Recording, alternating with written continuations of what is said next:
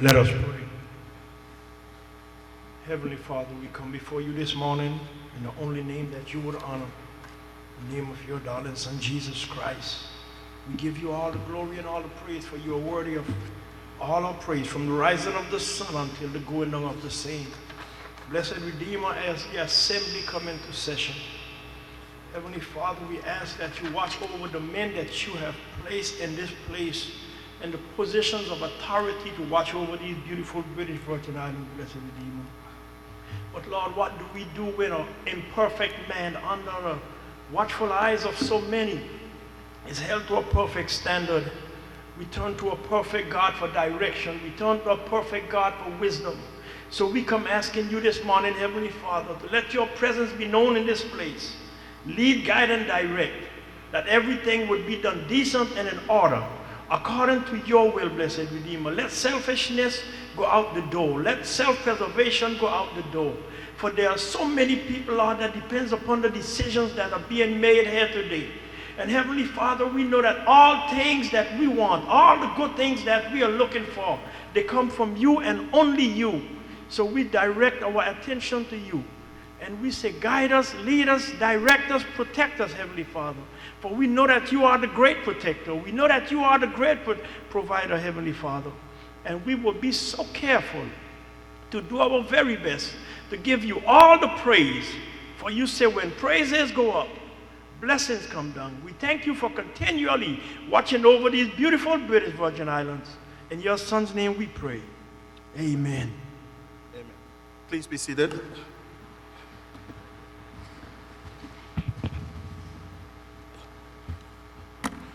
This Honorable House is now in session.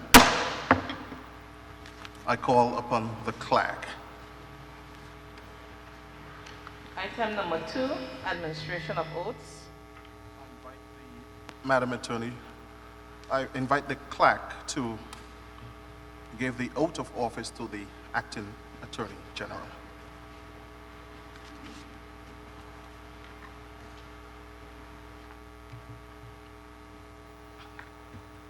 I, Joanne Williams Roberts, Please stand. I, Joanne Williams Roberts, do solemnly and sincerely affirm and declare that I will be faithful and bear true allegiance to Her Majesty, Queen Elizabeth II, according to law.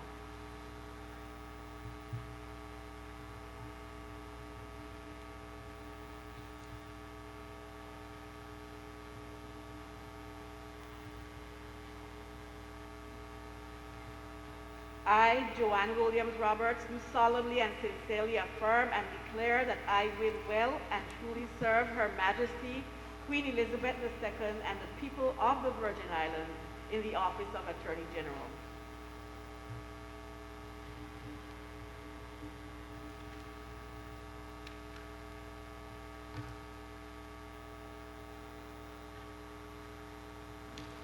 The acting Attorney General will now take her seat in the well of the House.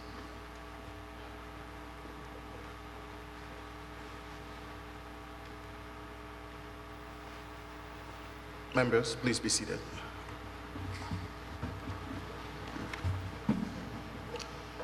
I call upon the clerk.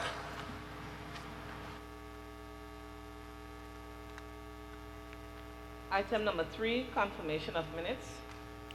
Honorable members, is it your wish that the minutes of Wednesday, 22nd September 2021, as circulated, be so confirmed?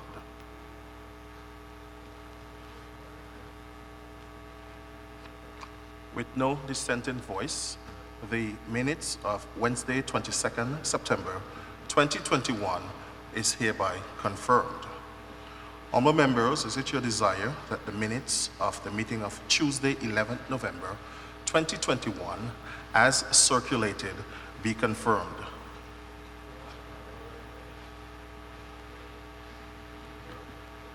With no dissenting voice, the minutes of Tuesday, 11th November 2021 is hereby confirmed.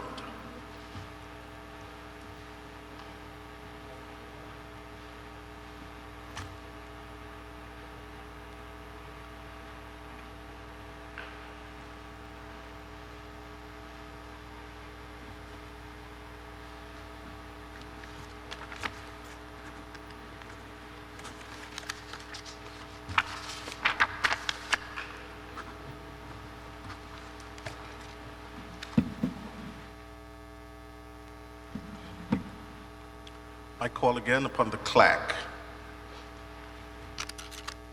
Item number 4, announcements by the Speaker. Good morning and welcome to the first sitting of the fourth session of the Fourth House of Assembly of the Virgin Islands. It's good also to see all members present. I offer to all residents on behalf of myself, members and staff of the House of Assembly, a happy new year filled with love, good health, and peace. We also regret that due to the COVID-19 pandemic and after consultations, we did not this year, out of an abundance of caution and having regards for the current COVID spike in the territory, send out our usual invitations to residents and the public officers to be here in person at the gallery. However, I know many of you have taken the time to tune in to this session via your social media platforms, radio, or television.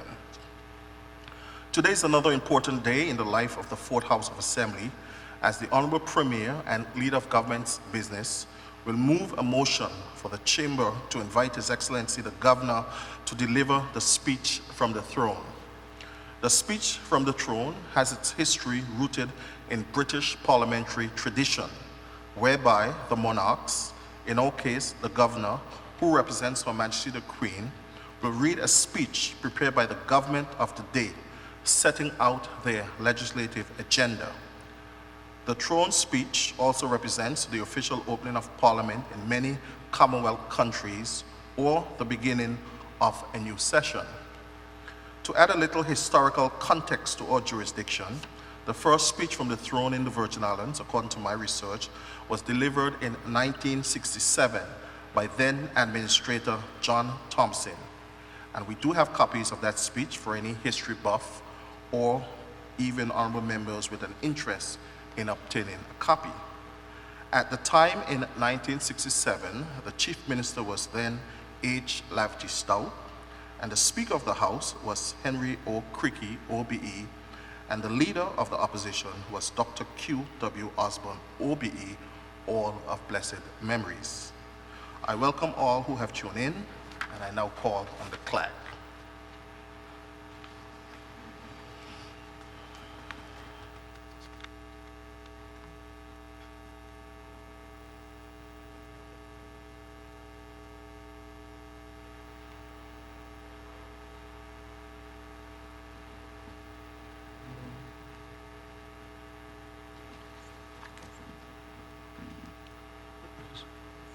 Yeah, but when you call this, he will do this.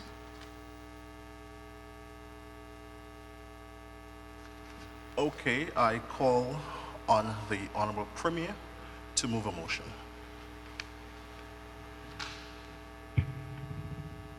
Thank you very much, Mr. Speaker.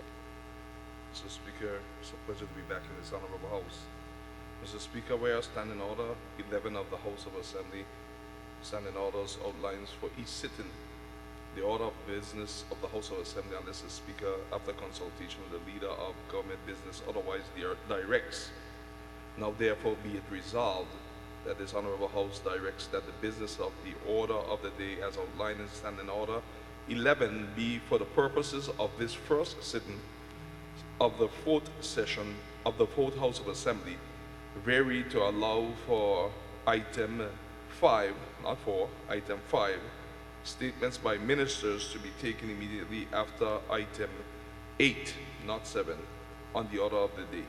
So that's item 5, statements by ministers to be taken immediately after item 8 on the order of the day. I so move, Mr. Speaker. Is there a second?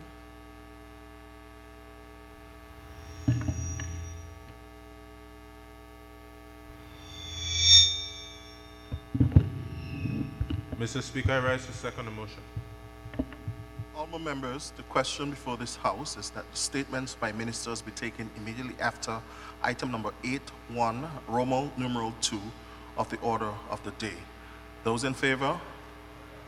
Those against? The ayes have it. The motion is carried. I now call upon the clerk. Item number 6, presentation of papers. I call upon the Honorable Premier and Minister of Finance to lay his documents on the table.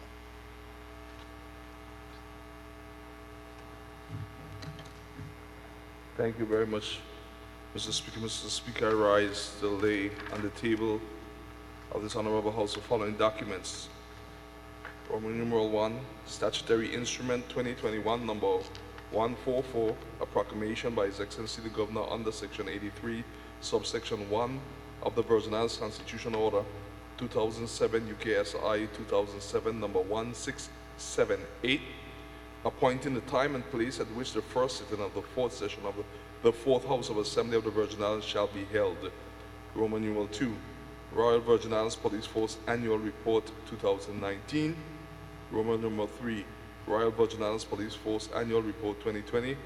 Roman numeral 4, National AML CFT Policy and Strategy Action Plan. Mr. Speaker, thank you.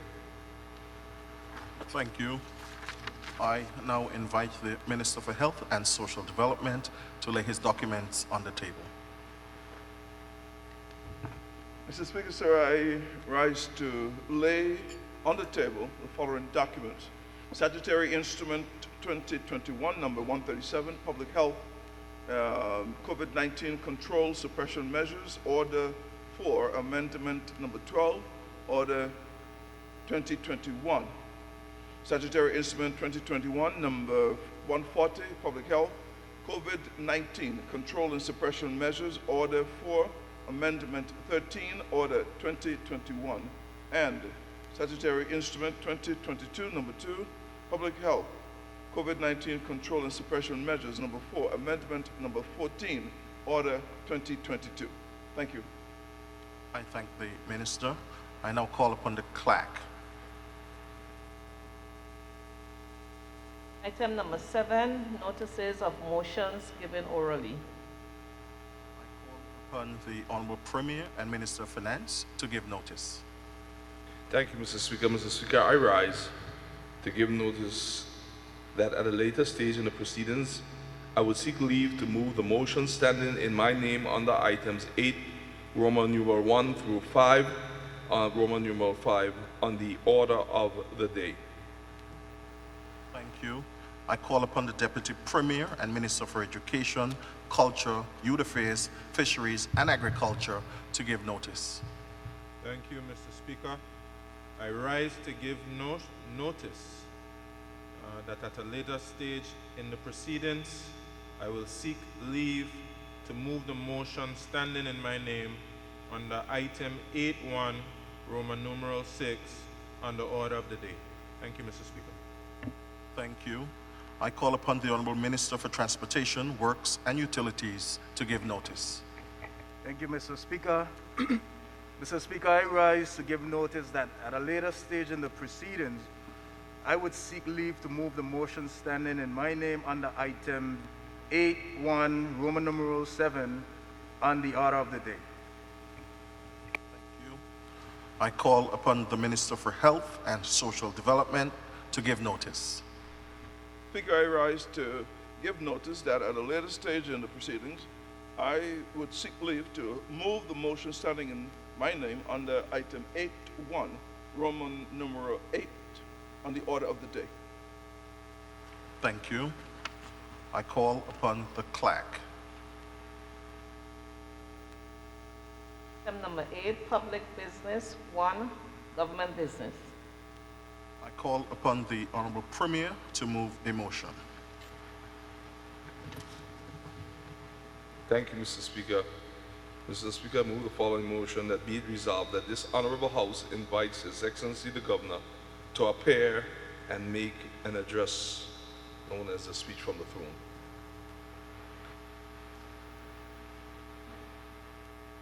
Mr. Speaker, I rise to second the motion. Members, the question before this House is that the Governor be invited to make an address entitled Speech from the Throne. Those in favor? Those against? The ayes have it. The motion is carried. We'll take a 10-minute recess. This Honorable House is now in recess for 10 minutes.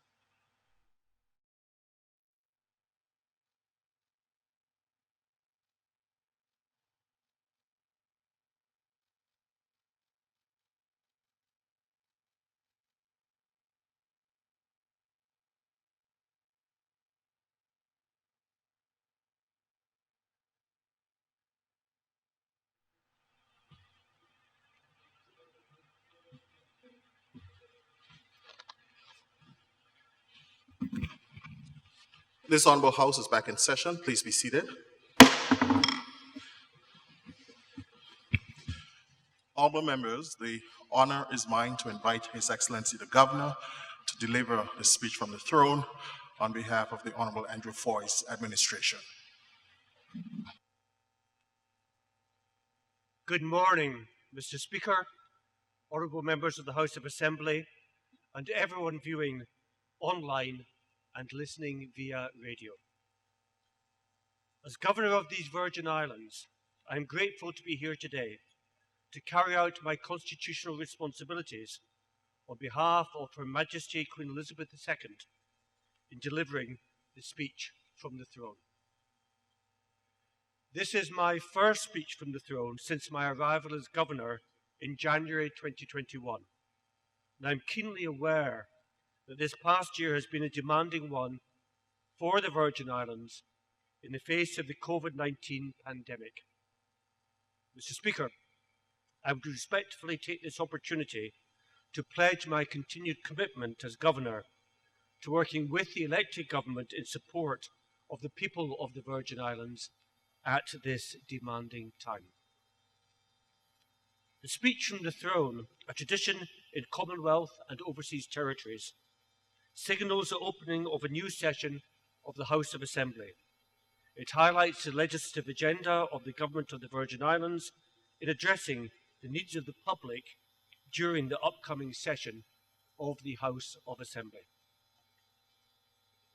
The theme for the third session of the Fourth House of Assembly, which concluded last year, was driving BVI innovation through legislation. This Honourable House held 13 sittings in 2021, with most sittings extending into several days and at times weeks.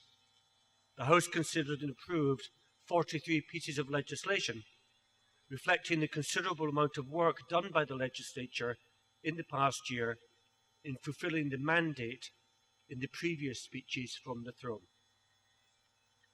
Legislation passed by this Honourable House in the third session include the Integrity in Public Life Act 2021, the Whistleblower Act 2021, 2 amendments to the Beneficial Ownership Secure Search System Act, the Counter-Terrorism Act 2021, the Criminal Justice International Cooperation Amendment Act 2021, the Contractor General Act 2021, the Virgin Islands Air and Seaports Act 2021, the Virgin Islands Investment Act 2021, the Data Protection Act 2021, the Electronic Transfer of Funds Act 2021, the Cruising and Home Port Permit Act 2021, and the Economic Substance, Companies and Limited Partnership Amendment Act 2021, just to name a few.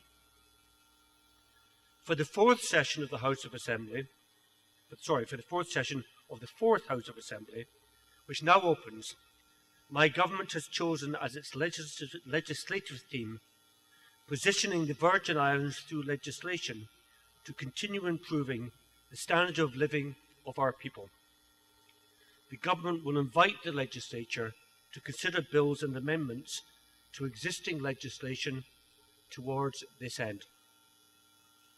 This theme is aligned with the direction and goals of the elected government's 2022 budget under the theme strategically positioning new industries with sustainability and innovation, continuing to improve the standard of living with focus on education, small business, healthcare and technology.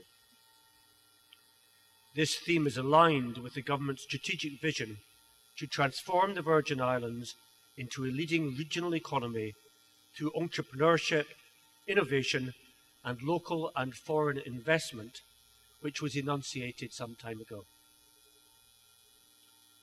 One priority of the Government of the Virgin Islands has been to strengthen food security, to ensure that food production in these islands will continue to be supported and sustained. Government is setting a mandate to review and modernise existing agricultural and fisheries legislation to establish a harmonised framework for the sectors. During this session, Government will seek to introduce the Virgin Islands Food Security and Sustainability Bill to consolidate and revise most of the agriculture and fisheries legislation. This bill will establish the Virgin Islands Agriculture and Fisheries Authority to support in the future development of the agriculture and fisheries industries in the Virgin Islands. Once the Virgin Islands Food Security and Sustainability Bill is enacted, government will begin consolidating and revising the regulations to support these sectors. This is necessary to develop sustainable agriculture and fisheries to support the needs of the people of the Virgin Islands and further strengthen the tourism sector, supermarkets, restaurants, and the cruise and yachting industries.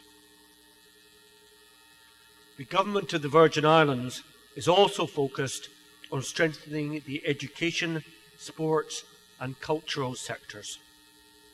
Mr. Speaker, building an education system that caters to all students, regardless of their academic, physical, and mental abilities, is important. During this fourth session, government will seek adjustments to the Education Act 2004 and its Amendment Act 2014 to ensure that teaching and learning align with the needs of students to become proficient in their overall development. The adjustments will consider the demand for online learning, where schools and classrooms must have in place technology-driven standards. They will also seek to expand and enhance the technical and vocational skills programs to increase the pool of skilled workers and strengthen the entrepreneurial skills of the current and future generations of Virgin Islanders. Important to the Education Act are the discipline policy and revised student code of conduct. The policy has been updated to include a positive behavioural framework and online protocols, emphasising prevention and student support services focused on values, relationships, and skill building. A Virgin Islands referral intervention and individualised educational policy have been created to further strengthen the Education Act by establishing consistent guidelines and procedures for providing school-based special education. The National Scholarship Programme, initiated more than 40 years ago, is one of the avenues through which government has and continues to support the education and training needs of its people. As such, the National Scholarship Policy is being updated to ensure it is in line with the current and future requirements of the Virgin Islands in the area of education and training. To accompany the National Scholarship Programme, the Government of the Virgin Islands will seek to amend the 49-year-old Scholarship Trust Fund, Cap 118/1972, and the 38-year-old Regulations 1983 to ensure both pieces of legislation reflect our ever-evolving society and world. Educational development also includes recreation and sports. Government will seek to establish the Virgin Islands National Sports Council Act to provide a comprehensive management structure to inform sports and recreation development in the Virgin Islands. The National Sports Policy, which was established in 2014, will be revised and updated to align with the objectives of the National Sports Council and meet the emerging needs of sports development in the Virgin Islands. To further ensure that sports and recreation in the Virgin Islands remain on the competitive edge for the development of athletes, the Recreation Trust Act 1966, Cap 278, which was amended in 2012, will be consolidated with the Recreation Trust regulations produced. Another objective is to modernise the procedures and facilitate standards to meet international requirements. Also important to education is cultural development. The culture policy established in 2013 is being revised to integrate a new focus on developing the creative industries, protecting, restoring, and developing the intangible and tangible cultural heritage of the Virgin Islands and developing cultural education. In addition, museum collections policies will be developed. This policy will then form the basis for a strategic plan. The Virgin Islands Festival and Fairs Act 2005 will be reviewed and revised in this context. It will seek to bring the emancipation celebrations and other festivals into stronger focus as we showcase the Virgin Islands' culture and heritage and make them sustainable. The preservation of the natural environment of the Virgin Islands through legislation and enforcement is a priority for the government, both on land and sea. Also important to the environment is the publication of policies governing the administration of the marine estate and beaches to provide greater clarity regarding the importance of these resources and the care that will be exercised in decision making. Towards this end, the Marine Estate Administration and Coastal Zone Management Bill and the Environmental Management and Climate Resilience Bill will be introduced to establish the limits of the exclusive economic zone and support the effective administration and management of the coastal resources for the conservation and enhancement of marine resources of the Virgin Islands. Equally, the Marine Estate Administration and Coastal Zone Management Bill and the Environmental Management and Climate Resilience Bill, once passed, will provide the overarching framework to ensure the viability of the natural environment which we depend on as we increase our resilience to the impacts of climatic events. Ensuring and improving the health and safety of the people of the Virgin Islands is an extremely important policy priority of the Government of the Virgin Islands. Government will seek to amend the BVI Health Services Authority Act No. 14 of 2004 to address the operations of the BVI Health Services Authority as it relates to effective governance and management of the authority's mandate. The amendments will place the hospital in a better position to maintain its accreditation status as recognised by an international accreditation body. Government will seek to amend the Social Security Board Act, Cap 226, to bring the legislation in line with international best practice and ensure that the best decisions are taken regarding the benefits to be received by the people of the Virgin Islands. This also includes amendments to the Social Security Amendment Act 2014, National Health Insurance Processes. The Sexual Offences Bill will be introduced to provide a gender-sensitive legal framework relating to a broad range of sexual crimes and provide adequate measures for minimising secondary traumatisation and mentoring and tracking of sex offenders following their release into the community. It will address implementation, monitoring and evaluation arrangements, investigation and prosecution procedures, legal proceedings and evidence, and sentencing, and provide protection, support and assistance to complainants and survivors. The Act will bring the Virgin Islands in line with international best practices for sexual offence legislation by providing comprehensive definitions and prioritising the prevention of gender-based violence. The Children, Care and Adoption Bill will be brought forward in the new session of the House of Assembly to ensure that local legislation is in line with the OECS Model Children, Care and Adoption Bill to modernise and strengthen the laws to aid in the proper care and management of children in the Virgin Islands. The bill will provide a more comprehensive way to address child abuse, neglect, exploitation and other forms of violence against children. Its express intent is to ensure the safety, welfare and well-being of the child and that any decisions taken are made in the best interest of a child. The bill will modernise the laws relating to foster care and adoption procedures and the overall welfare of the child. The Correctional Facilities Act will be brought forward so that it is aligned with the provisions with the Virgin Islands Constitutional Order 2007, while maintaining its original objectives to repeal and replace the Prison Ordinance Cap 166 and modernise the Virgin Islands legal framework with respect to the management and security of prisons and the safe custody and rehabilitation of inmates.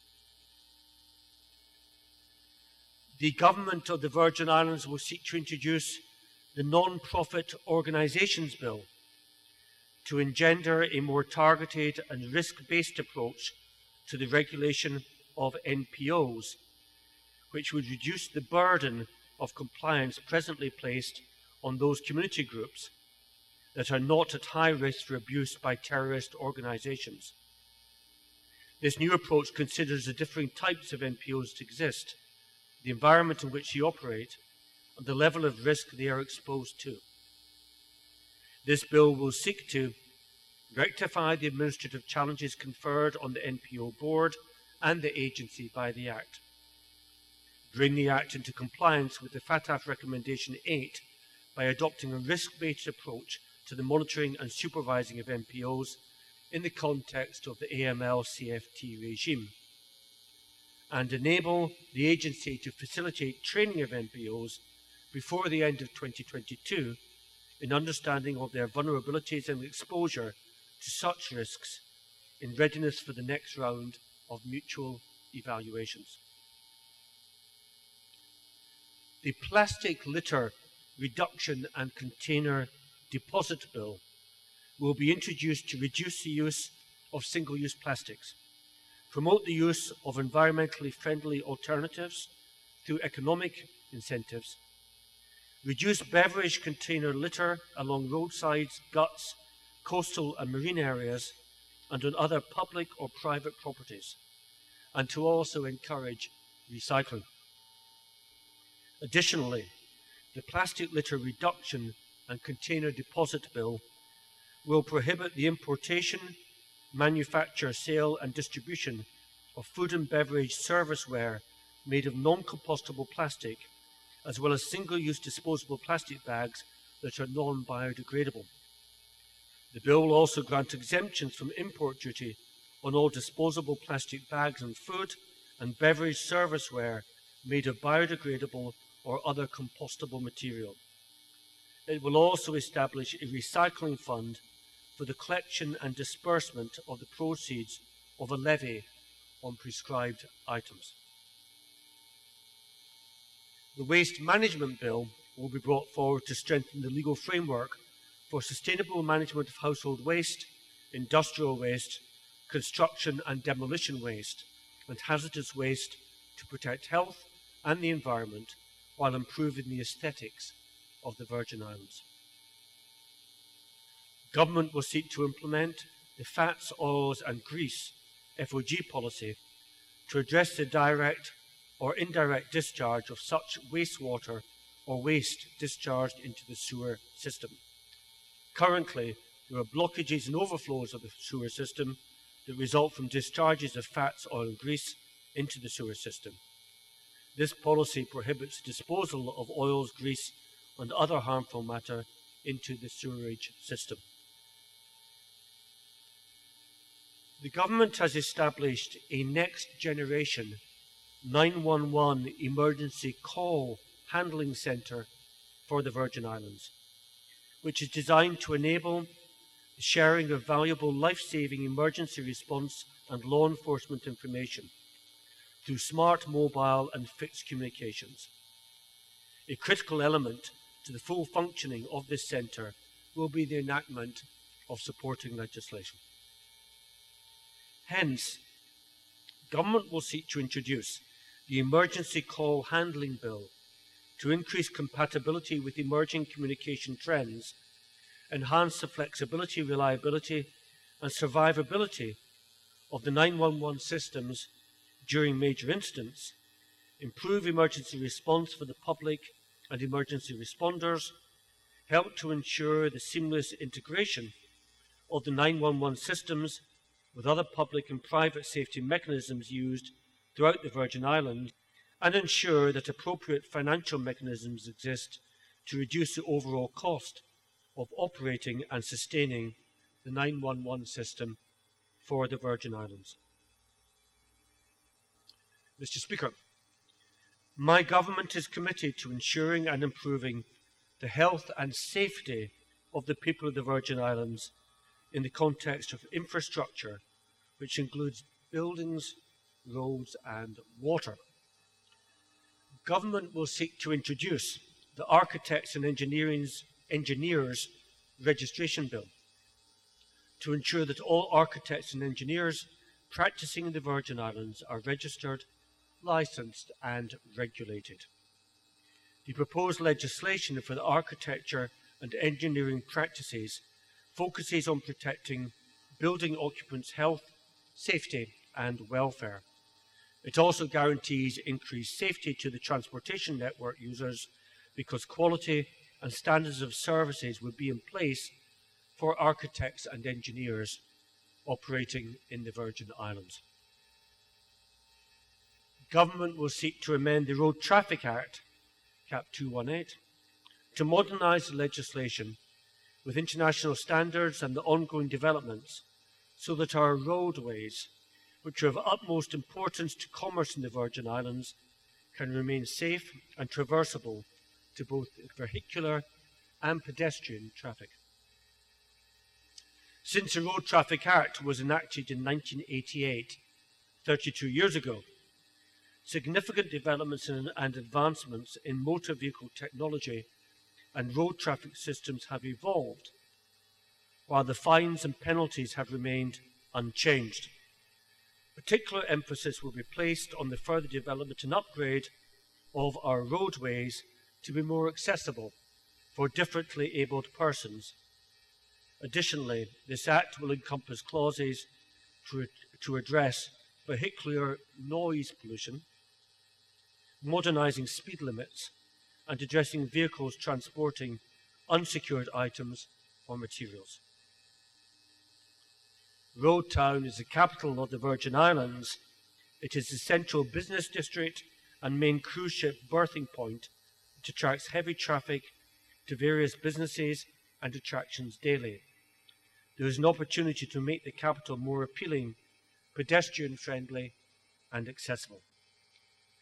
Government will seek to amend the Wickham's Quay Development Authority Ordinance, Cap 281. This amendment would introduce a board and a secretariat as an integral part of the authority to manage day-to-day operations in the city of Road Town. The amended ordinance will also ensure that the Virgin Islands continue to make good on the 99-year Wickham's Quay leases and preserve the history of Wickham's Quay. Government will also seek to establish a water and sewerage authority as a statutory corporation through the Water and Sewerage Authority Bill to provide water supply and sanitation services. The Water and Sewerage Authority Bill will make provisions for the authority to be managed as a commercial undertaking and repeal the Water Supply Act, Cap 153. The authority would be a body corporate with perpetual succession and a common seal, with power to purchase, take, hold and dispose of land and other property and enter into contracts.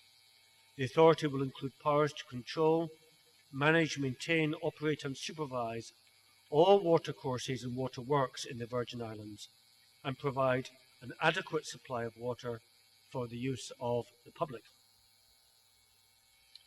Mr. Speaker, the government is continuously focused on modernising immigration and labour, preserving the heritage of the people of the Virgin Islands. The Immigration and Passport Act, Cap 130, which has been in existence since 1977, has undergone a number of amendments over the years, culminating with revisions last taking place in 2014.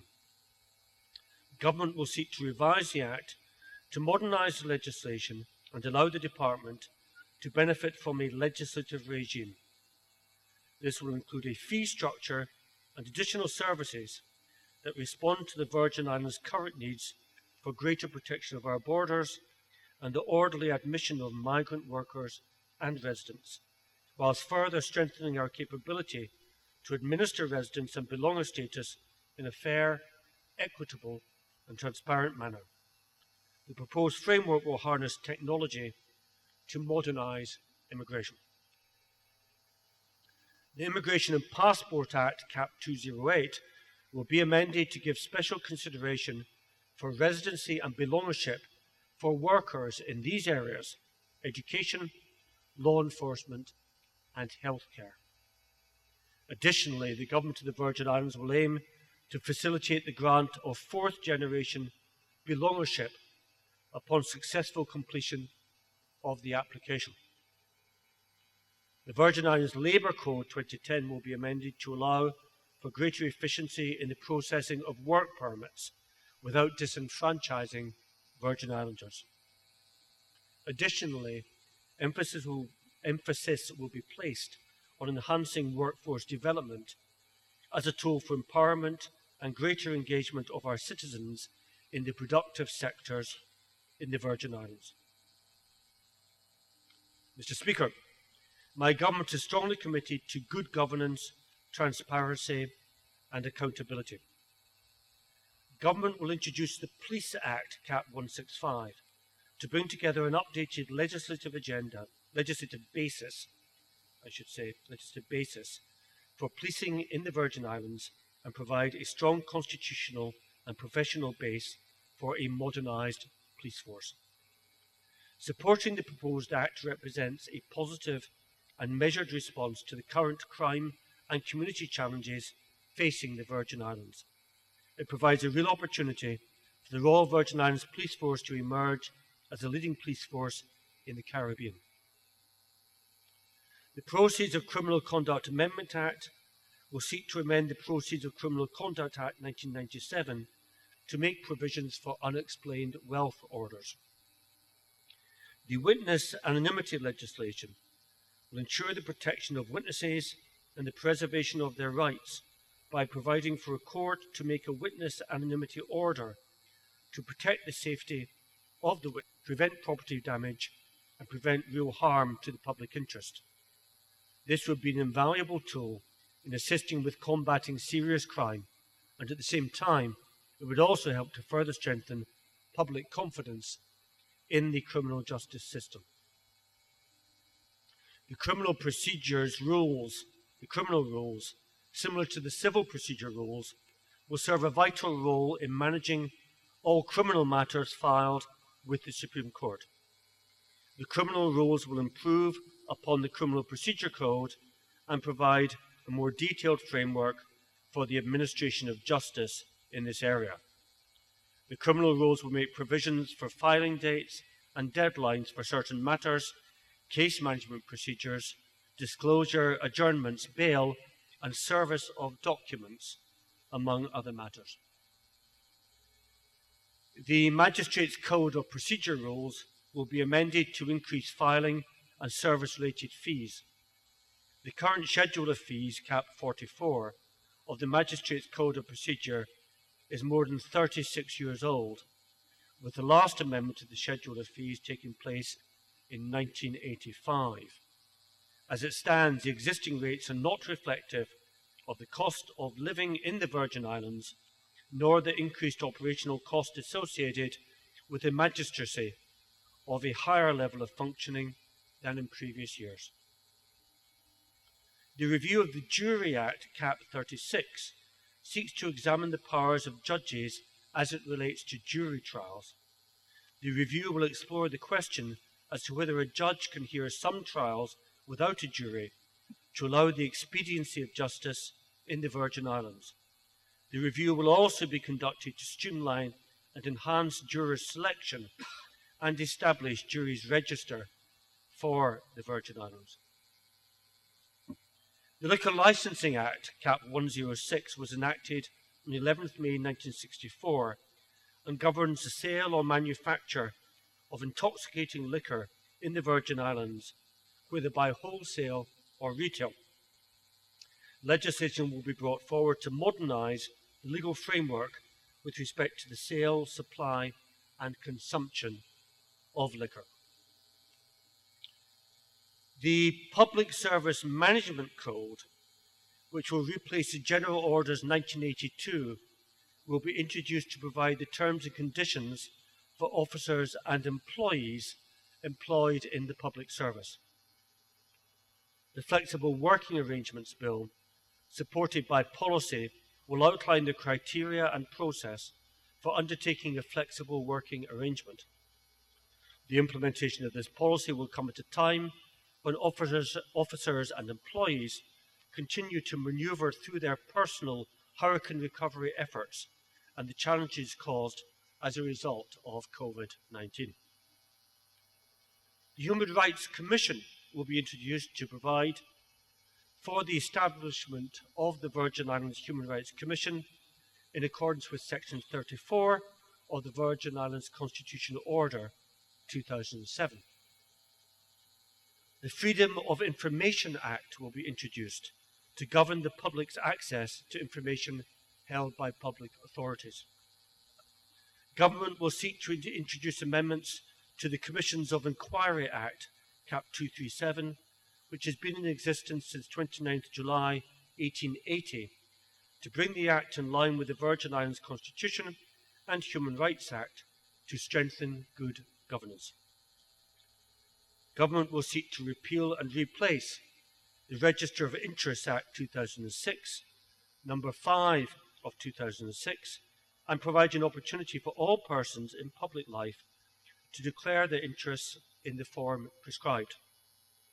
The objective is to bring this legislation in line with the Virgin Islands Constitution and Human Rights Act to further strengthen good governance. The Elections Amendment Act 2019 will also be brought forward to improve the administrative process of voter registration and the accuracy and accessibility of the database of voters. The amendment will consolidate and streamline the application processes of new voter registration, transfer and update voter registration details to reflect the name and occupational changes, capture additional information to help identify voters, and aid in reducing the duplication of records. The Landlord and Tenancy Bill will seek to address some of the challenges experienced with the management of relationships between landlords and tenants. The bill will set standards for landlords for the rental and upkeep of properties they offer for rent. It will also address the obligations of the tenants to the landlords and landlords to tenants. The Disaster Management Act 2019 will be amended to reflect our current modern partnership between the United Kingdom and the Government of the Virgin Islands. Mr. Speaker, the Government of the Virgin Islands is also committed to promoting further economic, medium, small and micro businesses, tourism and business development in the Virgin Islands.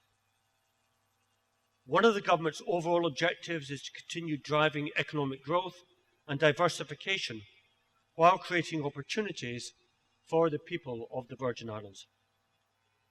The Gaming and Betting Control Act 2020 aims to provide for the establishment of the Gaming and Betting Control Commission to regulate the gaming and betting sectors, which are, both on a global and national level, vulnerable to infiltration by money launderers and terrorist financing. Towards this end, gaming and betting regulations will be introduced to govern the licensing and operation of businesses engaged in gaming and betting activities in the Virgin Islands. The National Quality and Standards Bill will be introduced to establish standards for businesses in delivering goods and services in the Virgin Islands. The Virgin Islands Micro Business Companies Act 2017 will be introduced to create the enabling environment for which micro, small and medium enterprises can develop, grow and thrive. The Business Licensing Act 2020 will be completed to replace the current act which governs the licensing and operation of all business activities in the Virgin Islands. Business licensing standards regulations will be introduced to ensure the appropriate legislation for licensing specific sectors of businesses and professions is in place. Government will seek to amend the Port Regulation 1995 to defer the implementation of the increase to the Ports Authority fees for an additional 2 years. Government will seek to strengthen the Virgin Islands Investment Act 2020 by introducing the investment incentives regulations that offer incentives to investors who can make significant contributions to the economy. In order to prevent unfair pricing practices during periods of disasters and pandemics, the consumer pricing regulations will be introduced to further strengthen the Consumer Protection Act 2020.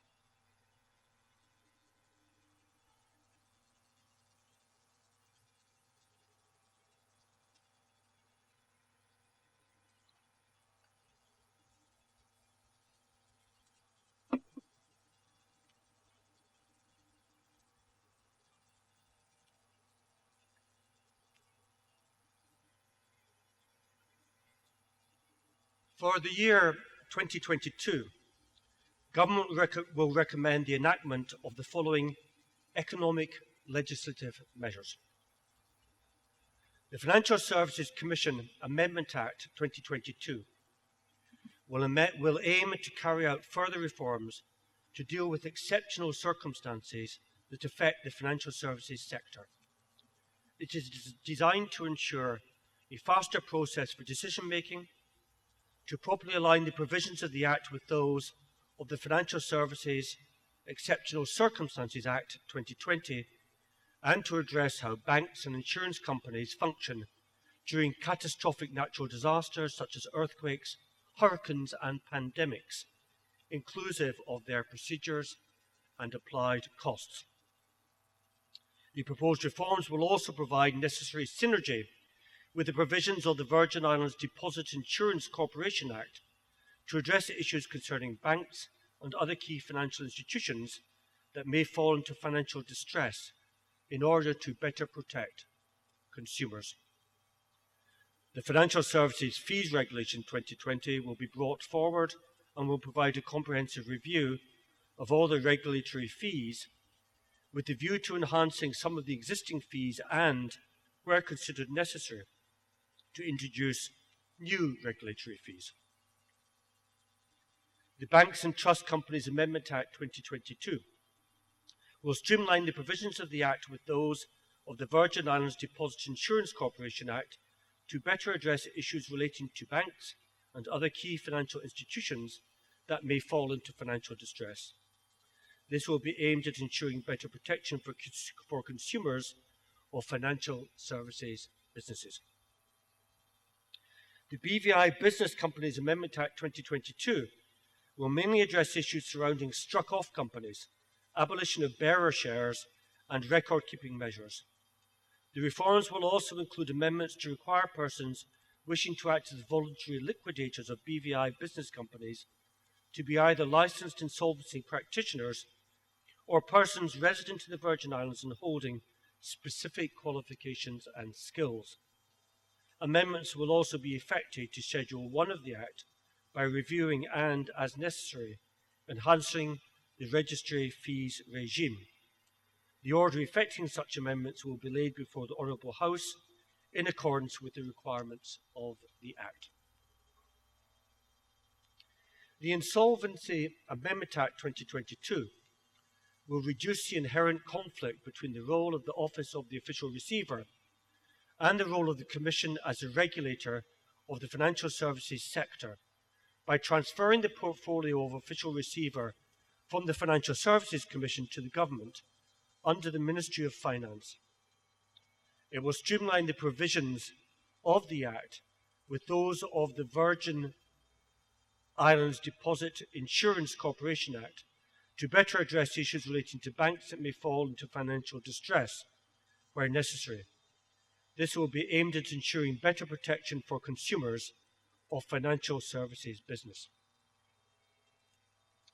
The Virtual Asset Service Providers Act 2022 will introduce new legislation to provide a regime for the registration of providers of virtual asset services and better enhance the Virgin Islands' international obligations to prevent the misuse of virtual assets for money laundering, terrorist financing, or proliferation financing purposes. In addition, appropriate legislative reforms will continue to be carried out to the Anti-Money Laundering Regulations 2008 and the Anti-Money Laundering and Terrorist Financing Code of Practice 2008 to ensure that the Virgin Islands fully meets its technical obligations under the FATF recommendations in preparation for the CFATF mutual evaluation, which is expected to commence later this year. These measures, when completed, will be laid before the Honourable House. The Financial Services Appeal Board Act will be amended, in particular to address issues highlighted by the pandemic, thus enabling the efficient and smooth running of the appeal process for the benefit of both the Financial Services Commission and appellants. The International Tax Authority, ITA, proposes amendments to the Mutual Legal Assistance Tax Matters Act 2003, MLA, and the International Tax Authority Act 2018, ITA Act. The proposed amendments to the MLA are to ensure that the Virgin Islands continue to meet its obligations in relation to exchange of information. The amendment to the MLA will accomplish three important goals as follows. Repeal the European Union taxation on savings income, which has now been phased out and replaced with the Common Reporting Standards. Reintroduce the Foreign Account Tax Compliance Act, FATCA, requirements in the Principal Act and amend the compliance powers of the ITA to ensure consistency with the FATCA obligations. And provide minor amendments to other provisions of the Principal Act to ensure that the Virgin Islands can effectively and efficiently exchange information under various international obligations. The proposed amendment to the ITA Act will streamline the powers of the ITA, ensuring that the ITA can efficiently carry out its compliance functions under the Economic Substance Companies and Limited Partnerships Act 2018 under the MLA. The Virgin Islands Deposit Insurance Corporation Act of 2016 establishes the corporation with a legal mandate to be the deposit insurer and resolution authority in the Virgin Islands.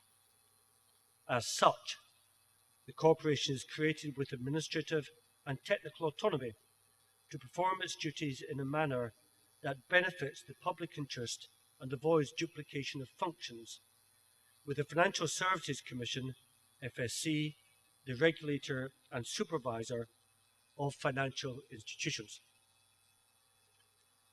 To enable the corporation's legal mandate, a regulatory framework has already been drafted to bring to life the deposit insurance system and the special resolution regime.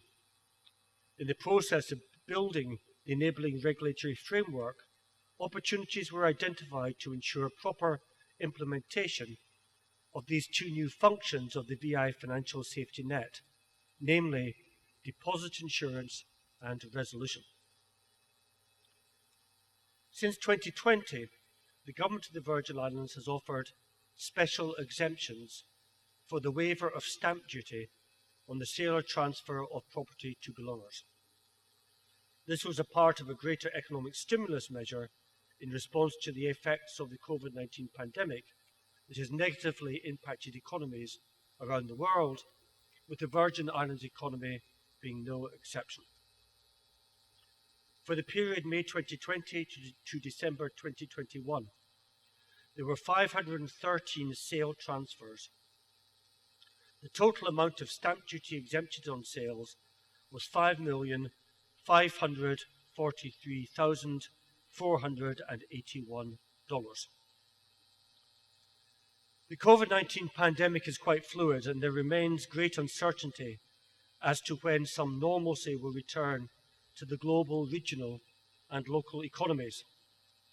Government sees the importance of extending this concession in an amended form. The stamp duty waiver will continue for 1 year, but only for belongers who are first-time land and property owners, thereby increasing the possibility of greater participation in land ownership and consequently its development. To achieve this stimulus extension, an amendment will come forward for Stamp Duties Act Cap 212. A subsequent amendment will also be made to the Statutory Rates, Fees and Charges Act 2005 for completeness of process. The draft order is subject to an affirmative resolution in the House of Assembly and thus would have to be published in the Gazette and then tabled in the House of Assembly by way of a resolution. The Procurement Act number 39 of 2021 was approved by the House of Assembly on 3rd November 2021 and assented to on 6 December 2021. The regulations in support of that will be approved shortly and laid in the House of Assembly within the first quarter of 2022. The Procurement Act incorporates proven international best practices in the procurement process suitable for our unique economic and operational structures. The new Act and regulations will promote integrity, fairness, transparency, value for money, efficiency and flexibility in the procurement process. To complement this legislation, supporting regulations that will further regulate a new framework for an efficient and effective public procurement process will be introduced. Mr. Speaker, my government is responsible for ensuring the effective management of public funds and resources. In this regard, steps will be taken to institute more modern public finance management, PFM, legislation. This legislation, along with regulations, will create an environment that supports the best practice geared towards the continued advancement of good governance of the financial resources of the Virgin Islands. Additionally, the introduction of financial instructions will define and support the modern PFM Act and regulations to improve accountability and understanding of application of PFM Act and regulations. Government will seek to introduce a new public service pension bill to promote a new system of social acceptability, financial sustainability, political feasibility, coherence with economic and labour market realities, and client-friendly management and administration. In addition, an amendment to the Pension Act will be brought forward to make provisions for widows and widowers to receive the pension of their spouses until they die, even if they remarry. To foster efficiency in understanding legislation, consolidation of relevant tax legislation will be effected. Property taxes are administered under the Property Tax Act 2005, which updated the Land and House Tax Act Cap 207. This tax is comprised of charges against house and land in the possession of private individuals and entities within the Virgin Islands, which is due and payable from September 1st to November 30th annually.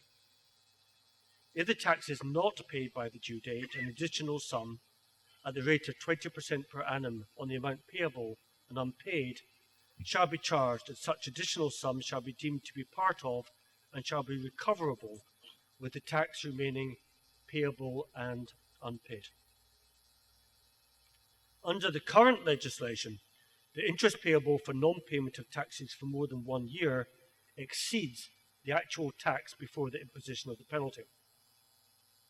As per Section 13 of Cap 207, quote, "It shall be lawful for the Minister in Council to A, remit the whole or part of any tax payable under the provisions of this ordinance in any case where he is satisfied that it would be just and equitable to do so," unquote. An amendment is required to this legislation to remove the compounding effect of the tax charged and to allow the Commissioner to waive the levying of all or a portion of the interest charged under this Act.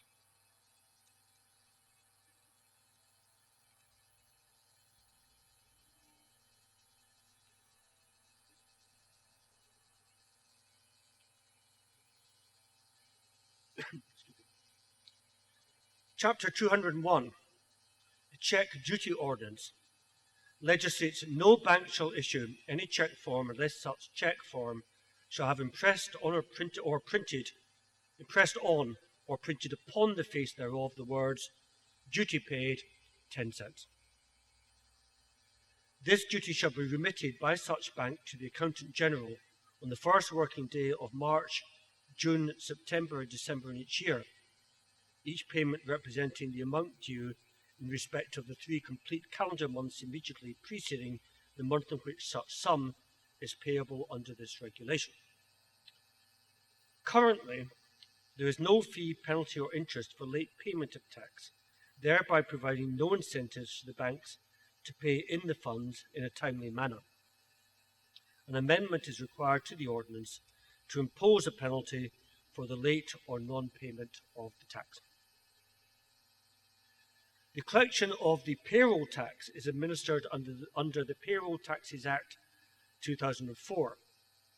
Under this Act, Section 17M of the Act imposes a penalty and interest for the late filing of the return, while 17N provides the Commissioner with the power to waive the levying of all or a portion of the penalty.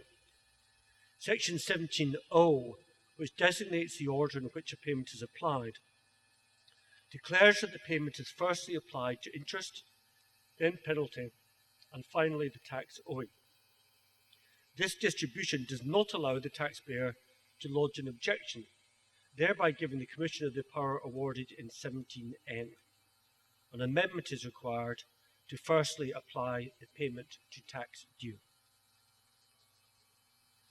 The Payroll Taxes Act 2004 provides that the $10,000 taxable exemption for persons with more than one job will apply to the salary of the employer with the longest term, years, and all additional employment salary will be taxed from the beginning of employment. In some cases, the employment with the employer with the longest term may be part-time only and does not allow the employee to utilize their full benefit. An amendment is required to the Act to allow the primary employer to utilize this exemption. The changing of the cruising permit legislation and enacting the Cruising Permit and Home Port Act has given Virgin Islands registered home-based companies owned by Virgin Islanders a competitive advantage, creating and securing jobs for Virgin Islanders. In addition, it has facilitated the collaboration of agencies, in particular Virgin Islands Shipping Registry and Customs, and the enforcement of agencies' legislations, in particular safety and compliance. It has also led to the enforcement of the Commercial and Recreational Vessel Licensing Act of 1992. The Government of the Virgin Islands also created an environment for agencies to educate the industry and allow for interested stakeholders to participate in the lucrative marine industry. The encouragement of young Virgin Islands boaters to be trained and licensed to participate in the blue economy is now paying dividends and creating opportunities for new and young emerging entrepreneurs in chartering, yacht management, vessel agency, booking agency, maintenance captaining, delivery captaining, cooking, chandlery, marine plumbing, and surveying, to name a few. The government's initiative to promote marine training at H. Laverty Stout Community College has resulted in an increased number of trained and qualified local captains and boaters. Some are operating privately charter companies, and some have embraced maritime law enforcement as a career. These initiatives empower Virgin Islanders to take their rightful place in the blue economy.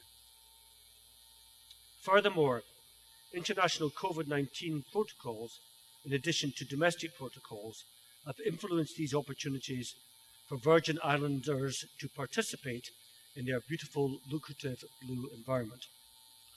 Reduction of cruising permit fees for home-based vessels from $6 per person per day to $4 per person per day, in contrast to the foreign rate of $16 per person per day, will give locally based companies a competitive advantage. A 50% reduction in commercial recreational license fee during the year 2021 will assist the recovery of the charter industry. Amendments to the Customs Management and Duties Act will add to the list of items wheelchairs, crutches, artificial limbs, etc., already duty-free for seniors and physically challenged. This legislation will be amended to include medical beds, hospital beds, disposable diapers, glucose, and blood pressure monitors. Legislative changes will also be made to provide for the application of an export tax on certain products leaving the Virgin Islands customs area for which there is a high demand in other countries. This will allow the Virgin Islands to capitalise on opportunities for revenue generation. In the coming year, government will also focus attention on legislation for ensuring that agricultural produce, fish, meats and poultry conform with international health and quality control standards so that producers in the Virgin Islands can access international export markets. Mr. Speaker, my government has set for itself a legislative agenda that the proposed bills and legislative amendments for this upcoming session of this Honourable House in different ways will help to strategically position new industries with sustainability and innovation to continue improving the standard of living of the people of the Virgin Islands. It should be borne in mind that while the above-mentioned legislative programme is being executed, work will also be taking place in other very important areas to support the continued development of the Virgin Islands. For instance, the government has already indicated that the constitutional review, which has been overdue for some time, will be moving forward this year. The National Sustainable Development Plan is currently out for public consultation and will also be progressing once this stage of the process is completed. Mr. Speaker, in closing, the Government of the Virgin Islands also wishes for the public to be aware that it is not unusual that, during the course of the year, new initiatives arise which may make it necessary to prepare new legislation or amend where appropriate. When this happens, the necessary legislation will be brought forward by my government for the consideration of the House of Assembly to further strengthen all sectors of the economy of the Virgin Islands. As Governor, I look forward to continuing to carry out my responsibilities under the Constitution with regard to the elected government's legislative agenda in the best interest of the people of the Virgin Islands and their good governance. I hereby declare the fourth session of the fourth House of Assembly open. May God guide your deliberations as all of you work on behalf of the people of these Virgin Islands. Thank you. I thank His Excellency the Governor for his address. Honourable members, this House is now in recess for 10 minutes.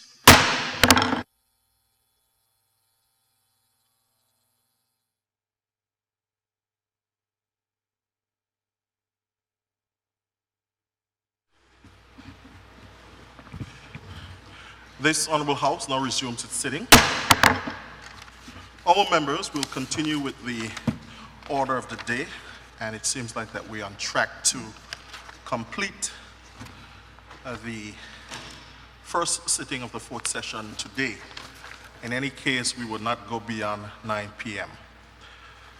At this time, I call upon the Honourable Premier to introduce first reading of the bill entitled Liquor Licensing Act 2019. Thank you, Mr. Speaker. Mr. Speaker, I rise for the introduction of the first reading of the bill entitled Liquor Licensing Act 2019. Mr. Speaker, I move that the leave be granted to introduce the following bill standing my name shortly entitled Liquor License Act 2019.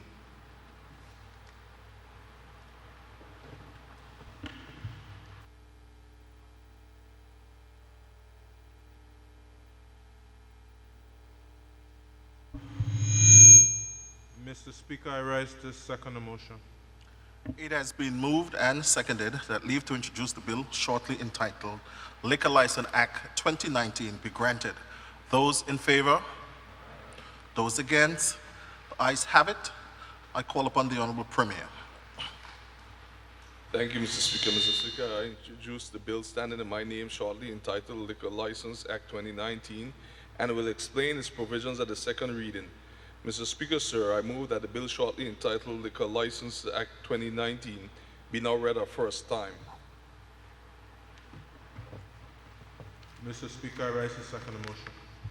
Honorable members, it has been moved and seconded that the bill shortly entitled Liquor Licenses Act 2019 be now read a first time. Those in favor? Aye. Those against? The ayes have it. Therefore, I call upon the clerk to read the bill for a first time. This act may be cited as a Liquor Licensing Act 2019.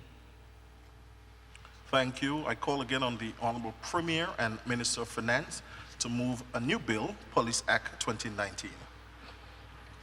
Thank you, Mr. Speaker. Mr. Speaker, I rise to move a motion for the introduction of and first reading of the bill entitled Police Act 2019. I move that leave be granted to introduce the following bill standing in my name shortly entitled Police Act 2019. Mr. Speaker, I rise to second the motion. It has been moved and seconded that leave to introduce the bill shortly entitled Police Act 2019 be granted. Those in favor? Aye. Those against? The ayes have it. I now call upon the sponsor of the bill, Honorable Premier. Thank you, Mr. Speaker. Mr. Speaker, I rise and I introduce the bill standing in my name shortly entitled Police Act 2019 and will explain its provisions at the second reading. Mr. Speaker, sir, I move that the bill shortly entitled Police Act 2019 be now read a first time.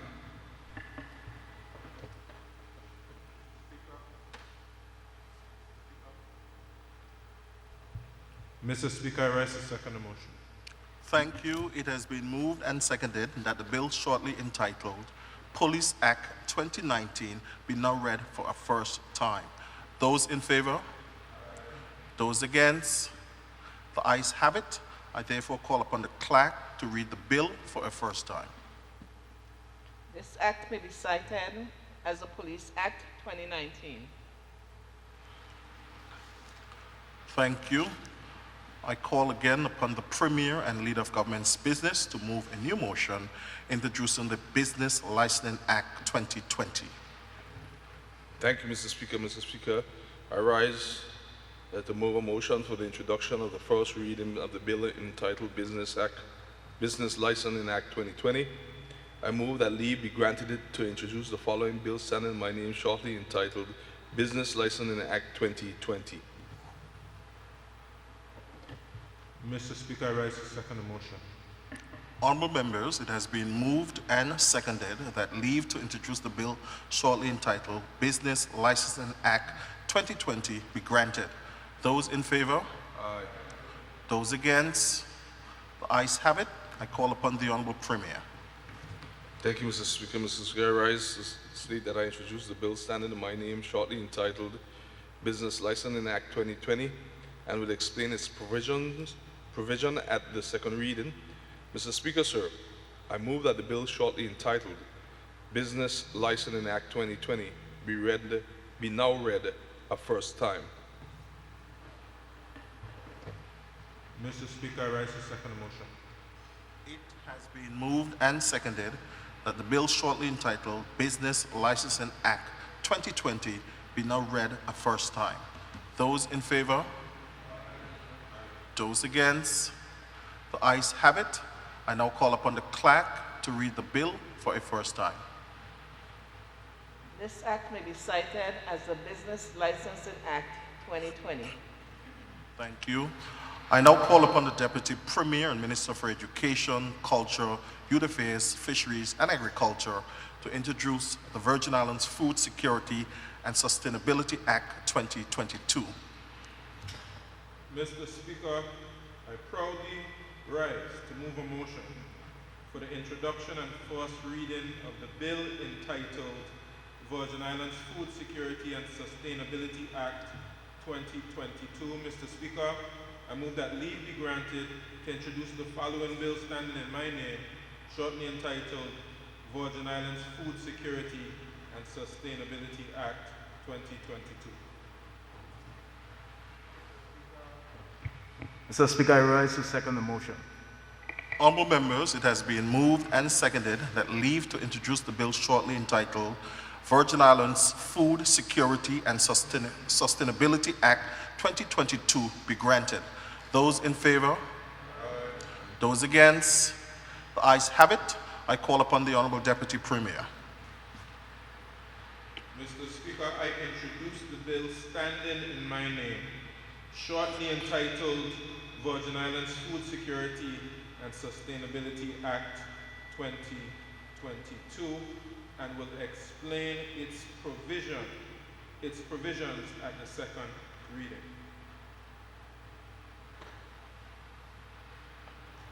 Mr. Speaker, sir, I move that the bill shortly entitled Virgin Islands Food Security and Sustainability Act 2022 be now read a first time. Mr. Speaker, I rise to second the motion. Thank you. It has been moved and seconded that the bill shortly entitled Virgin Islands Food Security and Sustainability Act 2022 be now read a first time. Those in favor? Those against? The ayes have it. I now call upon the clerk to read the bill for a first time. This act may be cited as the Virgin Islands Food Security and Sustainability Act 2022 and shall come into force on such date as the minister may, by notice published in the Gazette, appoint. Thank you. I call upon the Minister for Transportation, Works and Utilities to introduce the bill entitled Water and Sewerage Authority Act 2021. Thank you, sir.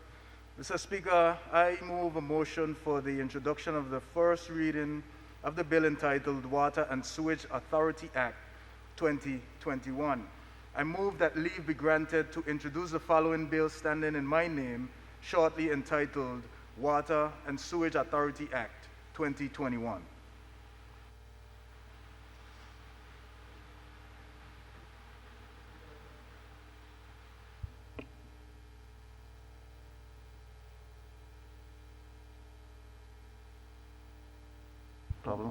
Mr. Speaker, I rise to second the motion.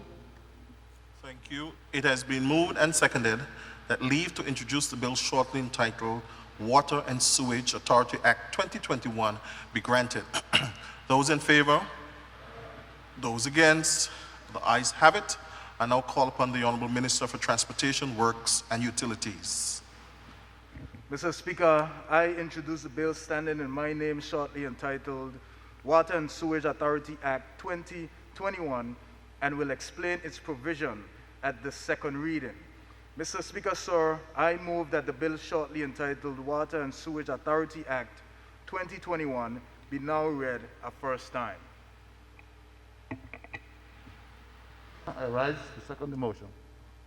It has been moved and seconded that the bill shortly entitled Water and Sewage Authority Act 2021 be now read a first time. Those in favor? Those against? The ayes have it. I call upon the clerk to read the bill for a first time.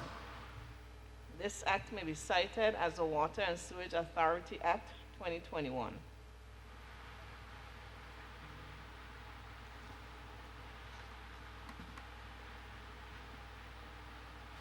Thank you.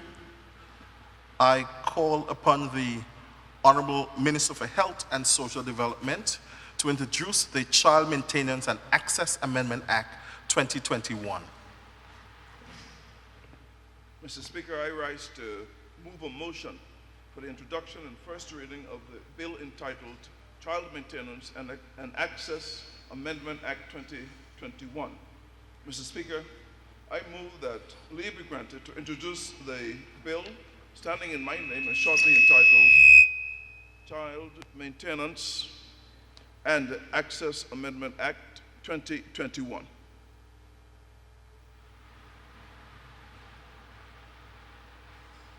Is there a second to the minister's motion? I rise to second the motion. Thank you. It has been moved and seconded that leave to introduce the bill shortly entitled Child Maintenance and Access Amendment Act 2021 be granted. Those in favor? Those against? The ayes have it. I call again upon the Minister for Health and Social Development. Mr. Speaker, I rise to introduce the bill standing in my name shortly entitled Child Maintenance Access Amendment Act and will explain its provisions at the second reading. Mr. Speaker, I move that the bill shortly entitled Child Maintenance Access Amendment Act be now read the first time. Mr. Speaker, I rise to second the motion. Thank you. Thank you. Honorable members, it has been moved and seconded that the bill shortly entitled Child Maintenance and Access Amendment Act 2021 be now read a first time. Those in favor? Those against? The ayes have it. I call upon the clerk to read the bill for a first time. This act may be cited as the Child Maintenance and Access Amendment Act 2021.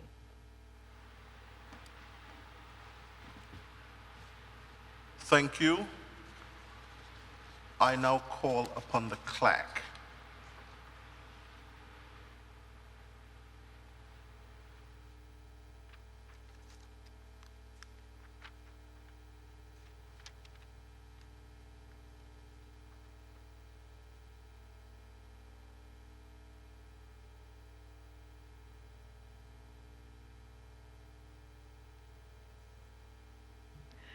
Statements by ministers. Is there any statements from honorable ministers? I am told by the leader of government's business that his ministers has no statement. I call again upon the clerk.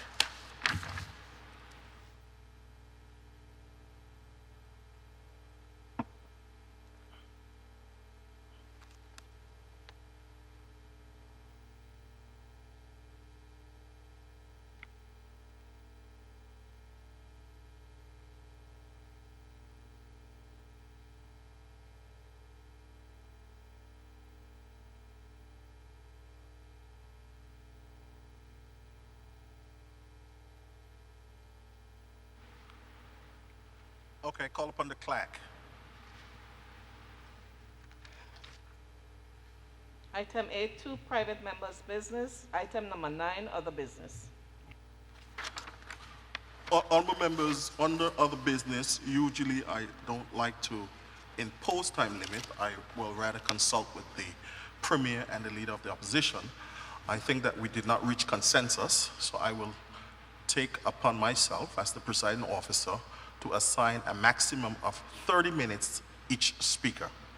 The floor is now open. Honorable Premier.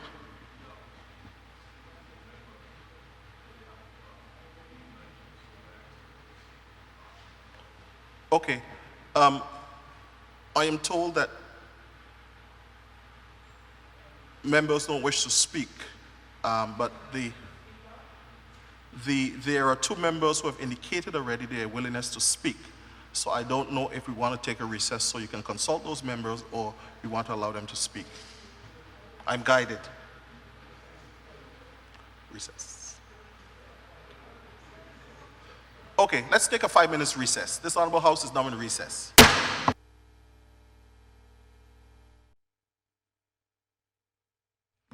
Please be seated.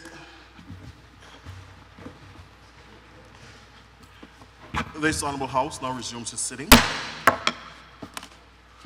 Okay, honorable members, I don't know if we have arrived at a consensus. I know the opposition have agreed they don't wish to speak. I don't know if that's the position of the government side. So if there's anyone wishing to speak, I will call on you now. If not, we will move to adjournment. I recognize the Junior Minister for Trade and Economic Development, the Honorable Shireen D. Flex Charles. Thank you, Mr. Speaker. It would be remiss of me on the first sitting for the year to not speak to the people of the Virgin Islands and to wish them a happy and prosperous new year. Firstly, Mr. Speaker, I don't know if it was an error inadvertently, but this morning I could not help when the pastor gave his prayer that he was not gender neutral and spoke to ask the Lord to help the men of this house to do the work that needs to be done for this country, Mr. Speaker. I do have the utmost respect for the pastor, Mr. Speaker. However, I think it is important that we acknowledge the females within the House and, as a matter of fact, throughout the territory, Mr. Speaker. Mr. Speaker, the time has come where I don't think I or any of the women that sit in this honorable house should come to this house in a mini skirt so that we are able to be recognized or even seen. So as I said before, I respect the pastor, and I'm sure it was an honest error to only recognize the men of this honorable house.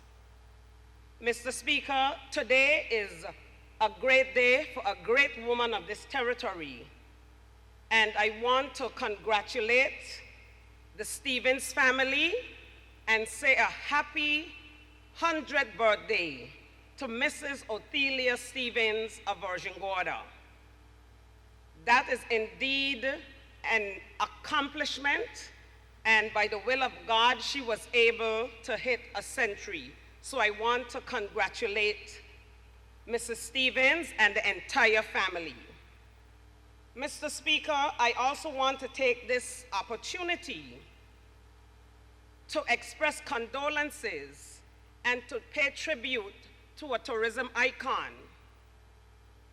Many might not know him as a tourism icon, but I do, and I know that he was so. And that is Mr. Eloy Gorjo Harrigan.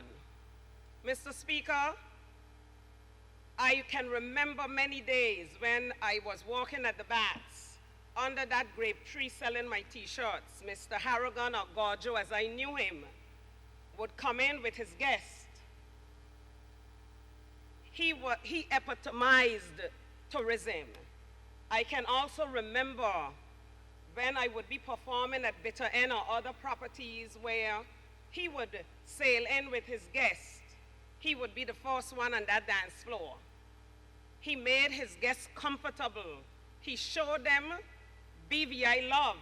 He showed them nature's little secrets as it is and as it was in those days. And so it would have been remiss of me not to stand in this house, Mr. Speaker, and pay tribute to what I would call a gentle giant of tourism.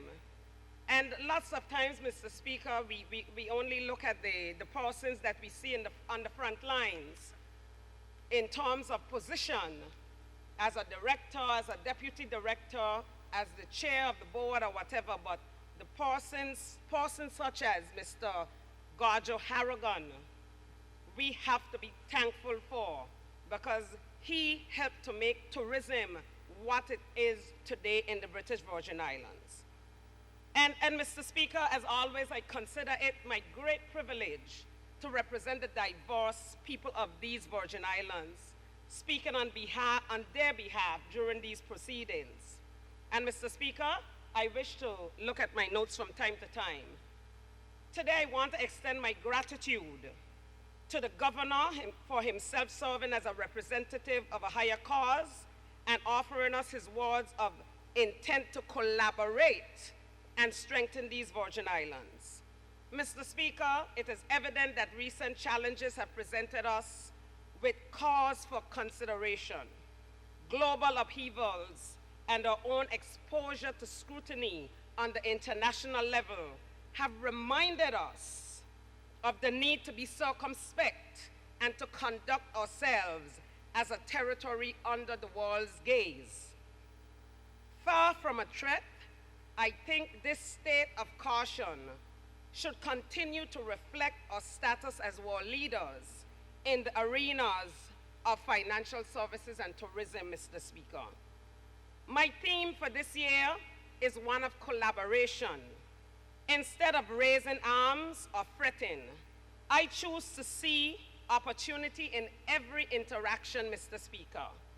I am so pleased to have heard the governor find his own noble intent to be aligned with our administrations, one of transforming the Virgin Islands into a leading regional economy through entrepreneurship, innovation, and local and foreign investment.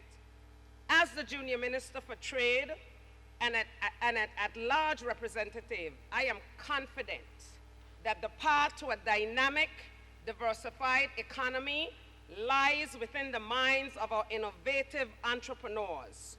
No administration, no red tape bureaucrats can accomplish for a nation what its boots on the ground business people are able to dream up and realize. I continue to engage myself with the limited resources that I have as a junior minister with the private sector towards public-private partnerships. I concluded 2021, Mr. Speaker, with a series of investments into volunteer and not-for-profit entities, which will be reaped in the form of positive impact against social issues like inequality, domestic violence and abuse, women's empowerment, and access to opportunity for young people, particularly those who are inclined towards business. I am also working with business people and commercial sectors in the territory to enact projects which demonstrate their commitment to social good, as well as bolstering the channels territory-wide for corporate social responsibility, Mr. Speaker. It is my intention to be brief today, as I have articulated time and time again my desire, intent, and history as it relates to acting on behalf of our people. Even as I fight for more resources, I do so not for power or prestige, Mr. Speaker, but so that the people can be enacted more zealously and with more substance. But as I said, collaboration must be this year's theme. My colleagues and I must work in the interest of people, disregarding personal gripes and ego. I urge the people of the Virgin Islands to also collaborate with us. Do not let your disquiet only be a phenomenon for social media. Call me, call your representative, let us know what bothers you, and help us develop solutions. A better, brighter BVI lies not within my reach, nor within the opposition's. It is inches away from the next miraculous dream. It lies only within the grasp of a unified Virgin Islands, stretching forward, trusting each other, and hoping together, Mr. Speaker. I thank you very much. I thank the territorial member for her contribution. At this time, I recognize the representative for the 3rd District and senior member of the House, the Honorable Julian Fraser. Thank you, Mr. Speaker. Mr. Speaker, I wish to extend to you, as Speaker of this Honorable House, a Happy New Year, and to the staff of the House of Assembly, and a Happy New Year as well. My colleagues, you're going to need this, so I'll give it to you. You're going to need a Happy New Year, so I'll give it to you as well. As far as the members, the staff of the House of Assembly, Mr. Speaker, as far as the staff of the House of Assembly is concerned, Mr. Speaker, I know that your work is tedious, your hours are long, and your effort sometimes appear to be thankless. But rest assured, each and every member of this Honorable House, Mr. Speaker, has the highest regards for the work you do and for you as a person. So even though it may not be shown, it's there. And even sometimes when a member might come across as being a little abrasive, it's not directed towards you, but it might just be out of some other frustration that they have experienced recently. So your work is valuable to us. We cherish it, and I wish you could be able to continue for the year 2022. This year, 2022, Mr. Speaker, being the last year of this administration, it's going to be even more tedious than any other year in the 4 years that the administration would have had. And for most of you in the House of Assembly offices would have gone through this before. Your experience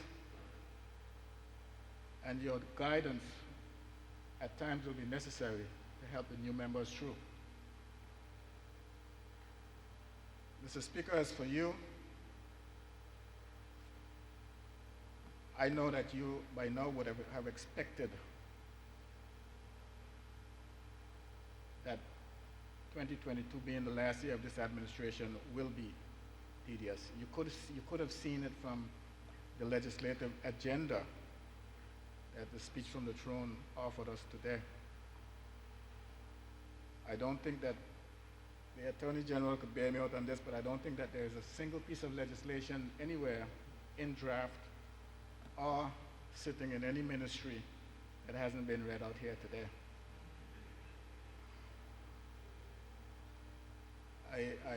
I didn't realize that the Premier had all this ambition. I saw him coming for the last 3 years with these various pieces of legislation, but today, it beat the cake. I wish him well. I wish him luck. I just hope, Mr. Speaker, that when we're doing these bills, when we're doing the bills, introduction, first reading, second reading, that the real meat in the bill would come during the committee stage, where you build upon whatever was introduced. It just seems to me, Mr. Speaker, that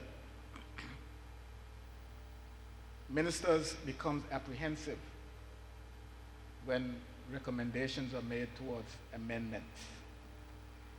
And ministers have to understand that this bill that you brought before this Honorable House, you are the pilot, yes, of the bill, but you ought to treat it as a bill for the country. And it doesn't matter whether the recommendation comes from a backbencher or it comes from a member in the opposition. It's a bill for the country.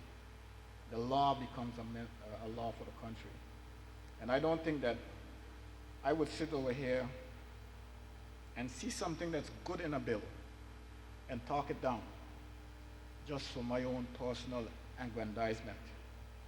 I don't expect any other member to do that. So sometimes when a bill comes to this House, Mr. Speaker, ministers welcome amendments because they know that it might have been a little difficult to make that same amendment that is being recommended here in the House it might have been difficult to make that amendment at the cabinet level. But when you come here to the House, you got the weight of the members of the House behind you or with you. So therefore, making the amendment becomes a bit easier. Mr. Speaker, as to the people, the public at large, I've heard people said to me, at least on one occasion, that Fraser is quiet. We don't hear from Fraser. So the only thing I said to myself is, you know, this house is not a talk shop. At least I don't treat it as such. And therefore, talking for the sake of talking isn't serving anyone any good. Criticizing the government for the sake of criticizing the government isn't serving anyone any good. This government was elected by the people. And as far as I see, any government that returns 4 at large, any government, even if they win by only 7, a bare majority, only 7, it's an overwhelming victory, and it was the people's choice, because those 4 at large ran throughout the territory, and they had to get votes from across the spectrum. So their people voted them in. And for some reason, the people want them out before the term is up. So they want us to work towards getting them out before the term is up. I say, let them do what they were elected to do. That's serve the full term. Let them do it. If you don't want them back in there, don't put them back in, because after 4 years, they got to come back to you. That's the beauty about democracy. When they come back to you, then you make that decision. Our duty is to point out the things that we see that we don't believe is in your best interest. We'll point them out. But I will not criticize them just for the sake of criticizing them. There are things they do that I don't agree with, and I say that. I say what it is. I'll be fair. There are times when they do things that I agree with, and I forget to mention it.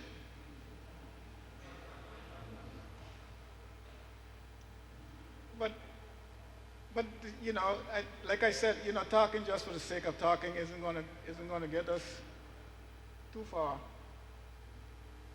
We have to work together. This last year is going to be a crucial year. I noticed that the Premier has decided to move along with the constitutional review. I noticed that he has done that. It's a daunting task. The last time we reviewed the Constitution, we started 4 years prior. This is a daunting task. I will be around to see how it pans out. But make no mistake about it, Mr. Speaker. This is 2022. I, as a Virgin Islander, don't mind what anybody might think. I was born here, yes? I was raised here, yes?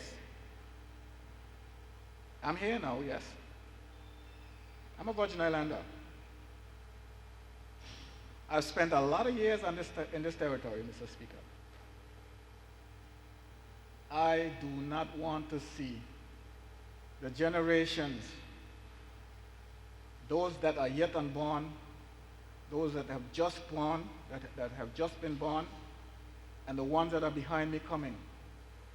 I want to see a brighter day for them, Mr. Speaker. But on the path that we are heading, if something doesn't change, and that thing that has to change is a drastic change, Mr. Speaker. If that doesn't change, that brighter day isn't coming.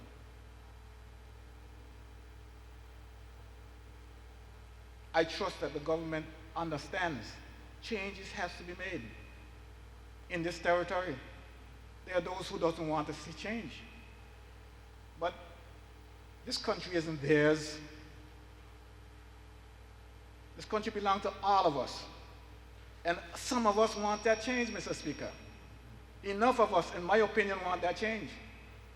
But the onus is on the government. The onus is on the government. The government needs to make the public aware of what this change is and what it means to them. If I walk into my primary school, Mr. Speaker, in Sewerage, and I'm in 5th grade,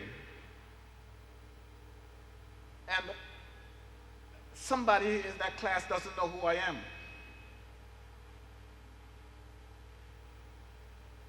somebody in that class don't know who I am, something isn't right, Mr. Speaker. Something isn't right. Somebody in that class doesn't know who the Premier of the Virgin Islands is. Something isn't right. I wouldn't even go as far as the governor saying who the governor is. But he probably better known than the Premier, because he's always, the governor's always out there talking and giving the people the impression that they run the country. But the thing that isn't right, Mr. Speaker, is that we are not promoting civics like we should in this territory. We have to promote civics like we should. We have to let people know the importance of government.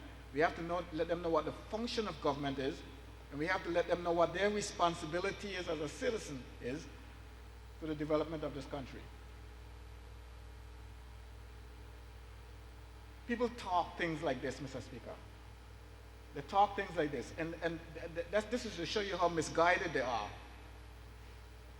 They said, if we go independent, what happens to the dollar? Ain't got much. They ask the question, what happens to the dollar? Nothing will happen to the dollar. The dollar stays just where it is in your pocket. There's no correlation between independence and the dollar. People talk about if we go independent. If we go independent, we're dumping the UK. We're not dumping the UK. I'm sure you've seen that Barbados, after independence in the 60s, 63, somewhere around there, has just the other day decided to become a republic. That's when they dumped the United Kingdom. And that's only severing their ties with the crown as their sovereign leader. But they're going to have a healthy relationship with the United Kingdom. United Kingdom is still going to have their embassy in Barbados. They're still going to give them financial aid, whether they ask for it or not. They give those independent countries far more money than they give us.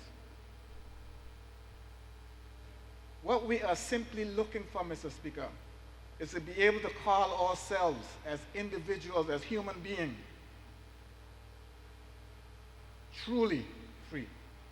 Truly free in the sense that you are not beholden to another man. And it's the job of the government to promote this. If they so believe in this, if they so desire, it's their job. You were telling me, Mr. Speaker, when I was a child, quite a while ago, my parent would speak of Coronation Day, Empire Day, Commonwealth Day. And here we are, I am here. And we're still telling our children about these things. Mr. Speaker, the responsibility that we have is a huge one.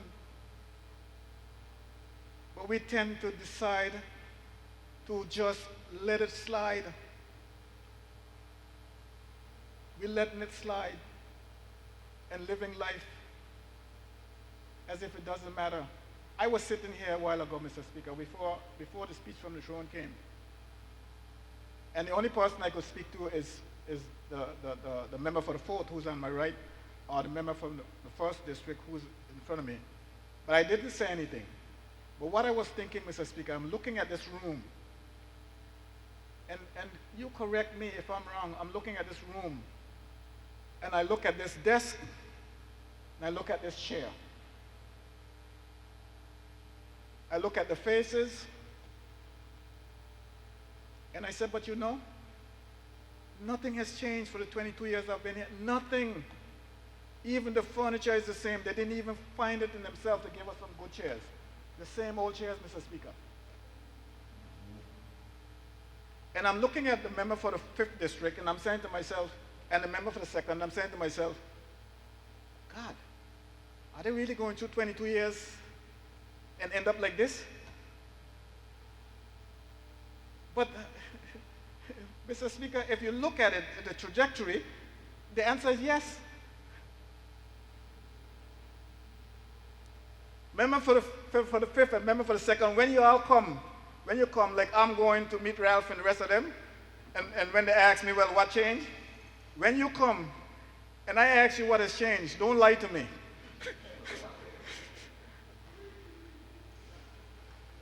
Because I don't see any motion towards that. I don't see any motion towards that end, Mr. Speaker. What is it with us as a people? What's our apprehension? We send our kids to the best colleges in the world. We spend good money for it. These governments pay a lot of money to send kids to the best colleges in the world. And they come back and they're just complacent and happy to live life the way they met it. Nothing in this world, Mr. Speaker, is like change. Change is challenge. And if you're afraid to meet a challenge, it's only because you're afraid to make change. If you're afraid to make changes, it means you're afraid to meet a challenge.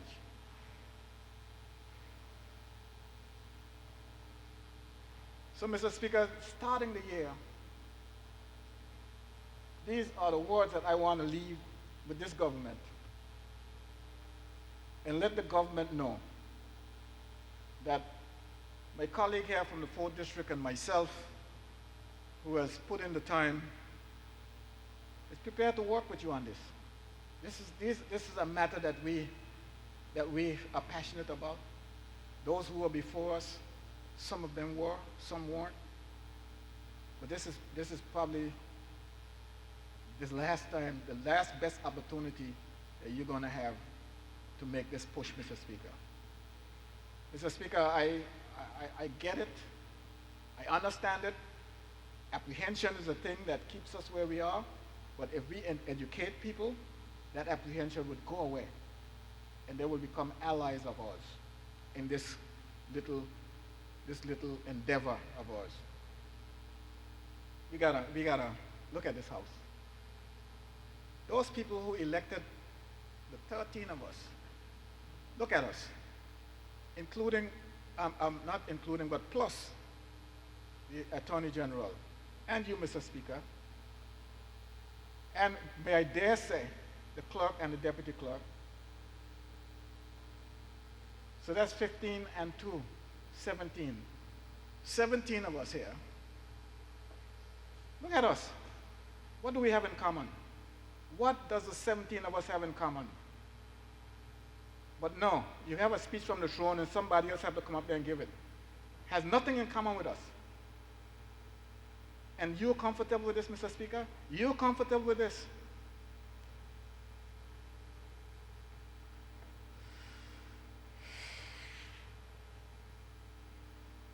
Then my colleague, my constituents and the people on the street said that Fraser don't talk. Don't talk. I know my good friend from the 7th District has a lot to say about this, on this topic, a lot to say. But he should not be the only one who has things to say about it. It's not fair. Shouldn't be. Those who have eyes to see, let them see. But they should also speak. What did Martin Luther and the rest of them say about injustice and being, what did they say about it? Silence is a big part of injustice, Mr. Speaker. Mr. Speaker, on another note, a lighter side, but even more important. Mr. Speaker, this territory has been going through a lot. The people of the territory has been going through a lot lately, and it's to do with this COVID. Every time we think that we are at a point that life can begin to take on normalcy, something new comes up. This new variant that we have with us. has seen significant spikes in the cases. Thankfully, they are on the decline now. Let's hope that that's a trend that will continue to the point where we can consider ourselves being normal. But last night, it was brought to my attention that we had some deaths in this whole thing. I think my wife said to me something like we have 5 or 6 deaths or something like that. And I said, what? I said, when was the first one? She said she don't know. So I know in the past when people were dying from COVID, we used to hear, well, we lost one yesterday, someone died today, tomorrow, and you count the numbers. But this one just hit me, like it's 5 or 6 COVID deaths of late. I know of people dying. I know there are some people who died, but I have no idea what they died from.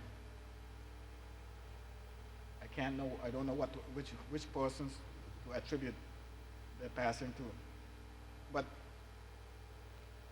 there's a young man who passed recently, Mr. Speaker, Delroy Gordon from East. And I had to go back into my archives, Mr. Speaker, because this is a young man that I try to follow and learn of his development and his past and whatever he's been doing. Mr. Gordon, I remember in 2012, he used to be a student at the BVA Water Sports. And in 2012, they did a send-off for him to go to Washington, D.C., I think Gannett University. He was deaf. And he went off to that school to enhance his living. He was also an Olympian gold medalist. So I wanted to make public my feelings towards his passing and extend condolences to his family and those people who have adopted him as a model. And right here in this honorable house, Mr. Speaker, a former employee, Ms. Marlene Evans, has also passed. So we've been touched. We've been touched by these people who have passed. And I am not in any way, shape, or form attributing their death to any particular cause. So I don't want anyone out there jumping to any conclusion. I'm sending out condolences to these people.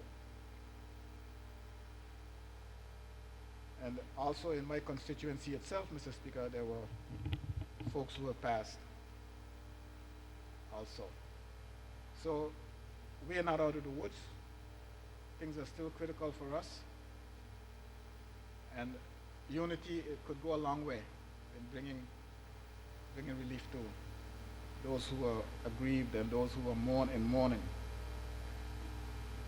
Mr. Speaker, I want to extend to my colleague in the back, at-large member Smith, something he raised a few sittings ago regarding naming places and things after some of our past legislators. And I want to extend to him that particular collaboration, this particular fourth House of Assembly, fourth session, to see if we can get it going off the ground. You mentioned 2 in my district. One was for former district representative to our district representative Alva Sills, and I think the other one was the basketball court for Milton McLean. Those are things that I believe that you should get out of the way during your administration. And those are things that I would like to work with you on to ensure that they come to fruition. You got to have something. Something has to get done. And if you don't do it, it's not going to get done. So let's work on those. Let's work on those together.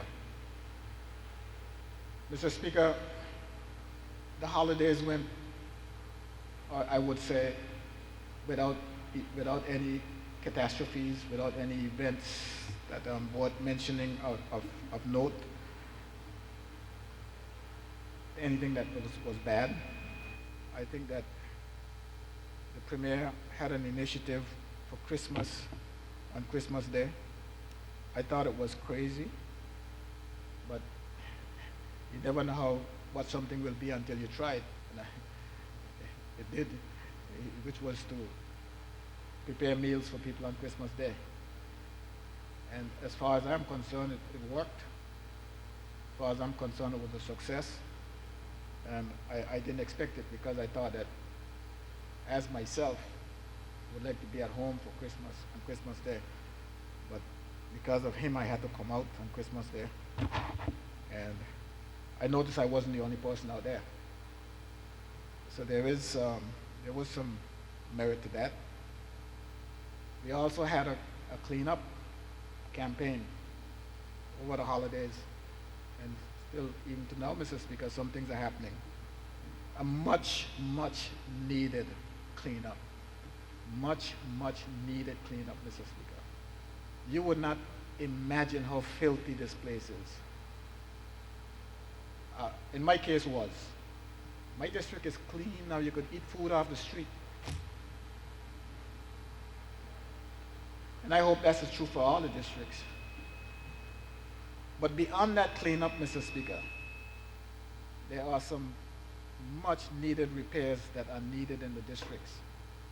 The infrastructure has fallen to a point where, you know, in the United States, they had, after World War II, they had the Marshall Plan, where the government infused substantial amount of resources to rebuild.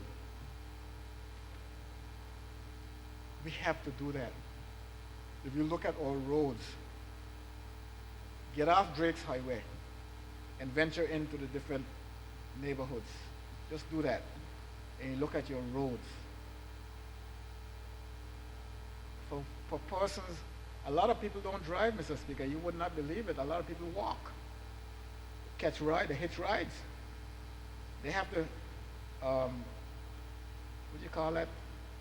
You jumping rope, hopscotch and all those kind of things. They got a hopscotch over water pools. I was inspired one day, Mr. Speaker, by a young lady. It was about 2 o'clock in the day, and I was in the neighborhood going to a constituent, and I saw this young lady. She was about just a young college age. She was going to college wearing sandals. And I watched her walking down the street, and she got to a water pool, and there was nothing else she could do but to jump over that water pool, because the stream ran straight across the street, the road. And I made a pledge to myself that I was going to fix it. And I ended up fixing it, Mr. Speaker, because I was there to witness something that I consider to be wrong. But what about those times, those places that I am not there to witness? It's happening every day. But when you go by the roads and you see how the deplorable state that they're in, you must know that if it rains, this is what is happening. So I am asking the government to make a special effort to rebuild these roads in the various neighborhoods. You got guardrails that have been busted, they're hanging. And this is not a knock on public works. I'm not making any knock on public works. I know it's a situation where resources are limited, and therefore it's not possible to do these things. But the only way you're going to get them done, Mr. Speaker, is if a concerted effort is made. Even the government has to go and borrow money to get it done. But a concerted effort has to be made, and has to be made at the highest level. The Minister for Works and Utilities can't go to the bank and borrow money. What he can do is constantly remind the Minister of Finance of these things that I'm talking about. That's what he can do. And he shouldn't have to do it alone. All 5 ministers are in this together. You know, people go out and they elect 13 of us. What they don't realize is that only the 5 ministers has authority to do anything. Only 5 ministers of the 13 of us has authority to do anything. This country is run by the executive, not the legislative.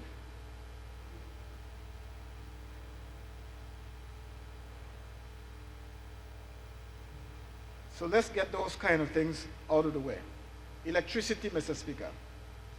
I still have people in various neighborhoods who are complaining that since Hurricane Irma, lights have not been replaced. Yes, there might be some lights that were replaced sporadically, but not all the lights that were there before Hurricane Irma has not been replaced. Now I want to say here and now, Mr. Speaker, that a general manager for the BVI Electricity Corporation has been overly cooperative as far as this matter is concerned. Overly cooperative as far as this matter is concerned. But the problem goes beyond that, Mr. Speaker. What the neighborhoods want, Mr. Speaker, is they want all the lights back. Or should I say they need them back. It's not a matter of when 1 person, 2 people, 3, 4 people come to me and complain and I make a request and I get those 4 lights installed.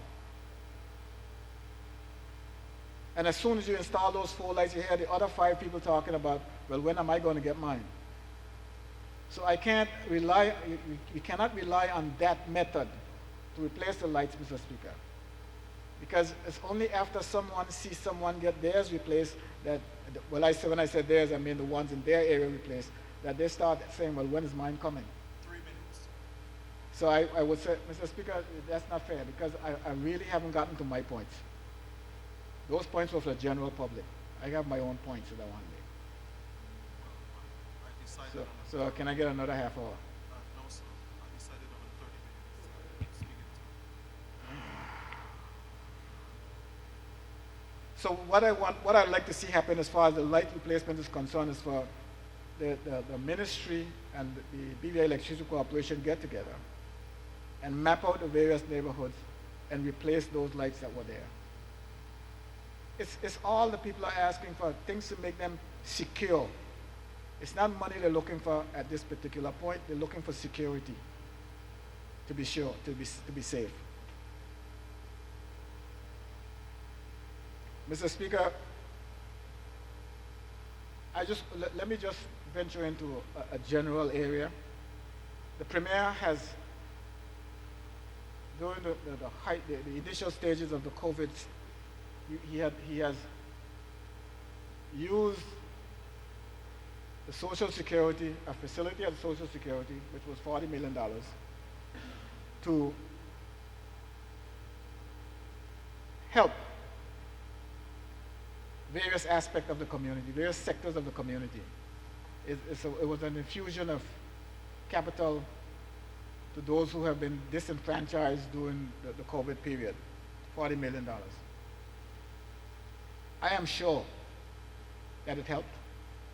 And I am sure that the Premier knows that there is more to be done, despite that $40 million. And he will let us know that what's that thing called, the what, I-1? Health insurance.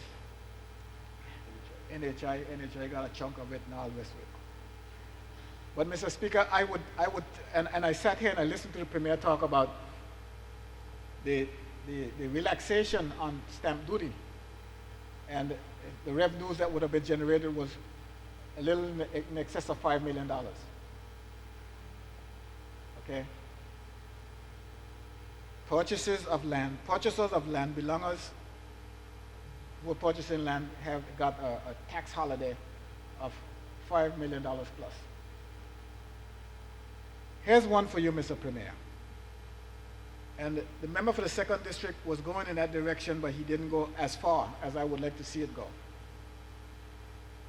Virgin Islanders who has loans at the National Bank. Virgin Islanders who has loan at the National Bank. This is our bank. Last time I checked, we were 100% shareholders of this bank. I would like for you to investigate the possibility of the interest on their loans being forgiven. I would like for you to investigate the possibility on the interest on their loans during that period be forgiven. I'll tell you why. Check the figures out. When the banks talked about giving people a reprieve during that period of COVID, a lot of people didn't understand or didn't know that that reprieve was only for those people who were current. If you were a month late, you didn't get it. And when the time came for them to pay up, they were even worse off. So the foreclosures are out there coming in. We can't afford that, Mr. Speaker. We can't afford that, Mr. Speaker. Yes, there are some people who are willful in being delinquent, but you can't allow those people to take the rest of the good ones, even the good ones, down with them. This is an area that the government has to look into. We own that bank. And when you do the figures, maybe you might find the figures are too big, so you could only do 75%. Maybe you might find that 75% is too much, so you do 72% or 73.5%. But Mr. Speaker, all these things are areas in which we must travel. Remember, Mr. Speaker, we don't have an unemployment insurance. If we had that, people would have had an income coming in, but there was nothing. So let's look at that area, Mr. Speaker, as one of the things that are necessary to continue to aid in the relief that people are going of the suffering that people are going through, Mr. Speaker. One more second, Mr. Speaker. One last thing I'd like to mention. One last thing. Mr. Speaker, I don't know if the Minister for Education, Minister for Health is going to let me know, the rest of us know, what's going on down at the incinerator. I am not going to, excuse me? Down at the incinerator. I'm not talking about the scrubber now. That's a dead case. So don't come tell me that the scrubber is coming or anything like that. I understood that one is dead. So, but I want to know what's going on with the incinerators. And if I'm not going to tell you what I know, I'll leave it for you to tell the public what you know or what you want us to know. But I would say to you, Mr. Minister, that you could save yourself a lot of embarrassment if you tell the district representative sometimes what's going on. I'll leave it as that, Mr. Speaker. Mr. Speaker, thank you for the opportunity to be able to say something, but not for the opportunity to chase me. Thank you, sir. Thank you, Honorable Member, and you were 7 minutes over your time. So there was no chasing involved, Senior Member. The floor remains open. If any other member wish to speak. If there is no other member, I recognize the Deputy Premier and Minister for Education, Culture, Youth Affairs, Fisheries, and Agriculture, and member for the 7th District, Dr. the Honorable Natalia D. Wheatley, for 30 minutes. Thank you, Mr. Speaker. Just taking the opportunity to wish the people of the Virgin Islands a Happy New Year, Mr. Speaker. I want to recognize the people of the 7th District who have placed me in this position to be able to serve them and serve the people of the Virgin Islands. And I wish all my constituents and all the people of the Virgin Islands a healthy, prosperous, and productive New Year.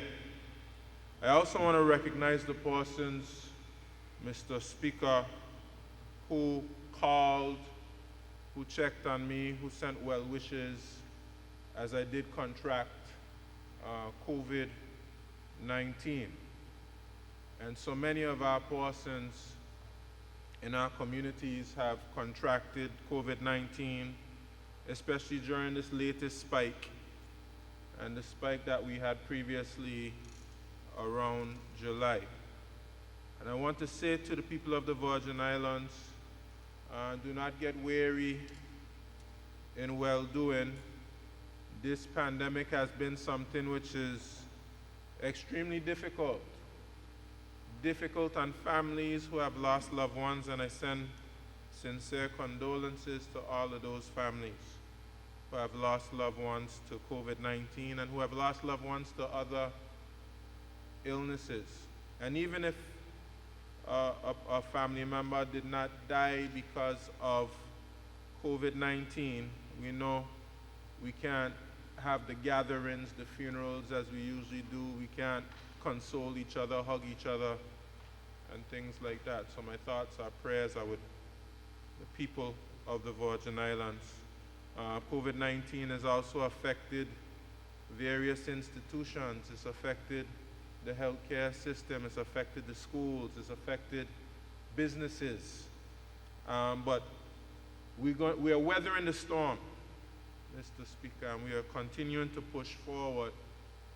Very pleased to see that we're having a good tourism season. So we've been able to weather the storm and push forward despite the challenges. And we'll continue to be creative, resilient, adaptable as we continue to live with COVID-19 in a most responsible and safe manner possible. I want to specifically wish my constituents who have lost loved ones condolences, including Mr. Delroy Gordon's family and friends, former Special Olympics gold medalists. But there are a number of other persons in my constituency who have lost loved ones, and I won't name them specifically, Mr. Speaker, but I want to let them know that my thoughts and prayers are with them. I also, Mr. Speaker, pledge my support to you as Speaker. I pledge my support to the staff here and thank you all for your conduct of this House. We had a very ambitious legislative agenda of the government, which was read by the governor as is customary with the speeches from the throne. And I pledge that I will work hard to ensure that we deliver on that legislative agenda and deliver on all the other commitments that we made in the budget speech and some of those things which may not have been mentioned. And I also want to pledge to my colleagues here in the House of Assembly that I'll be working with them, and I will do all I can to support my colleagues as a member of the executive, as a deputy premier, as a legislator, and a representative of constituency. I also want to say, Mr. Speaker, last year I referred to a contribution of a member in an unflattering way. And Mr. Speaker, upon reflection, I decided to come here and acknowledge that that was not the correct thing to do. And I pledged to all my colleagues to work respectfully with them and to ensure that no matter the content of their contributions, that we debate on the merits. We will debate hard. Of course, we'll debate on the merits of those contributions, the content of the contributions. But whether it's on the government side or on the opposition side, I pledge to work respectfully and work hard to ensure that the people's agenda is delivered, and that, of course, we have a healthy democracy. Mr. Speaker, we have a very ambitious agenda in education, and I want the public to tune in on Wednesday, as we'll be having a meeting to update on the plans to move from the Elmore Stout High School, which is stationed at Passer, to Lower Estate. And there are many other things happening, and I'm going to be giving a statement on Wednesday updating persons on what's happening in education, delivering for the people. Also, Mr. Speaker, I was very happy to introduce my very first bill. It's a historic day for me. It's a memorable day, and the speech from the throne is delivered on the first sitting of this fourth session of the fourth House of Assembly. And I want to thank the ministry. In particular, we have the Permanent Secretary, Mrs. Carolyn Stout-Igwe, Assistant Secretary, Mrs. Tessa Claxton Smith, and Director of Agriculture and Fisheries, Mr. Theodore James, and the rest of the team who worked very hard on this bill. And I want to thank the Attorney General's office and all of the stakeholders who we had consultations with. And as it is now a public document, we'll be having a number of additional meetings. We've had so many meetings on this bill already, but we'll have some additional meetings in preparation to come to the House of Assembly to have a thorough debate and to go through the bill line by line in committee stage and to make sure that we have the best bill possible. Well, Mr. Speaker, I'm not going to stay here too much longer. It's just, Mr. Speaker, I want to wish the people of the Virgin Islands, all of the people of the Virgin Islands, a wonderful, wonderful 2022. We have been going through a great deal of difficulties since the storms of 2017 and even events before that. But I have faith in God, Mr. Speaker. I have faith in my colleagues. I have faith in the people of the Virgin Islands that we are resilient, we are creative, we are adaptable, we are made of good stuff, people of good character, people who have a good background and a good history, and we've gone through many things before. And I just want to encourage persons out there that we will continue to overcome our challenges if we keep things in the right perspective, keep God first, and keep our tried and true principles, close to us. So with that being said, Mr. Speaker, I thank you for the opportunity to be able to speak to this honorable House and to the people of the Virgin Islands, and I'm looking forward to a wonderful year. Thank you, Mr. Speaker. I thank the member for the 7th District. I think the member for the 3rd has an intervention. Member for the 3rd District. Thank you, Mr. Speaker. Mr. Speaker, it's not something that I planned, but it's something that just normally happens. When I was giving my contribution, I did in fact say that I was extending condolences to the family of a former member of the House of Assembly, a worker of the House of Assembly, a staff member, and which was Miss Marlene Evans. But I am learning, Mr. Speaker, that people out there are being confused as to which Marlene Evans I'm speaking of. So that's the Marlene Evans from East End, Evans Valac that I'm speaking of. She used to be an employee here at the House of Assembly, and that's who I'm talking about. And of late, she was at telephone services with government. So that's it. Okay, thank you for that clarification. If there is no other speaker, I will call on the Premier. I am seeing the Minister for Health and Social Development and Territorial Member, the Honorable Calvin Malone, wishing to speak. Speaker, I thank you for the opportunity to greet the people of the Virgin Islands for this new year, 2022. Mr. Speaker, it is fitting that the fourth session of the fourth House of Assembly will start in January. I'm not sure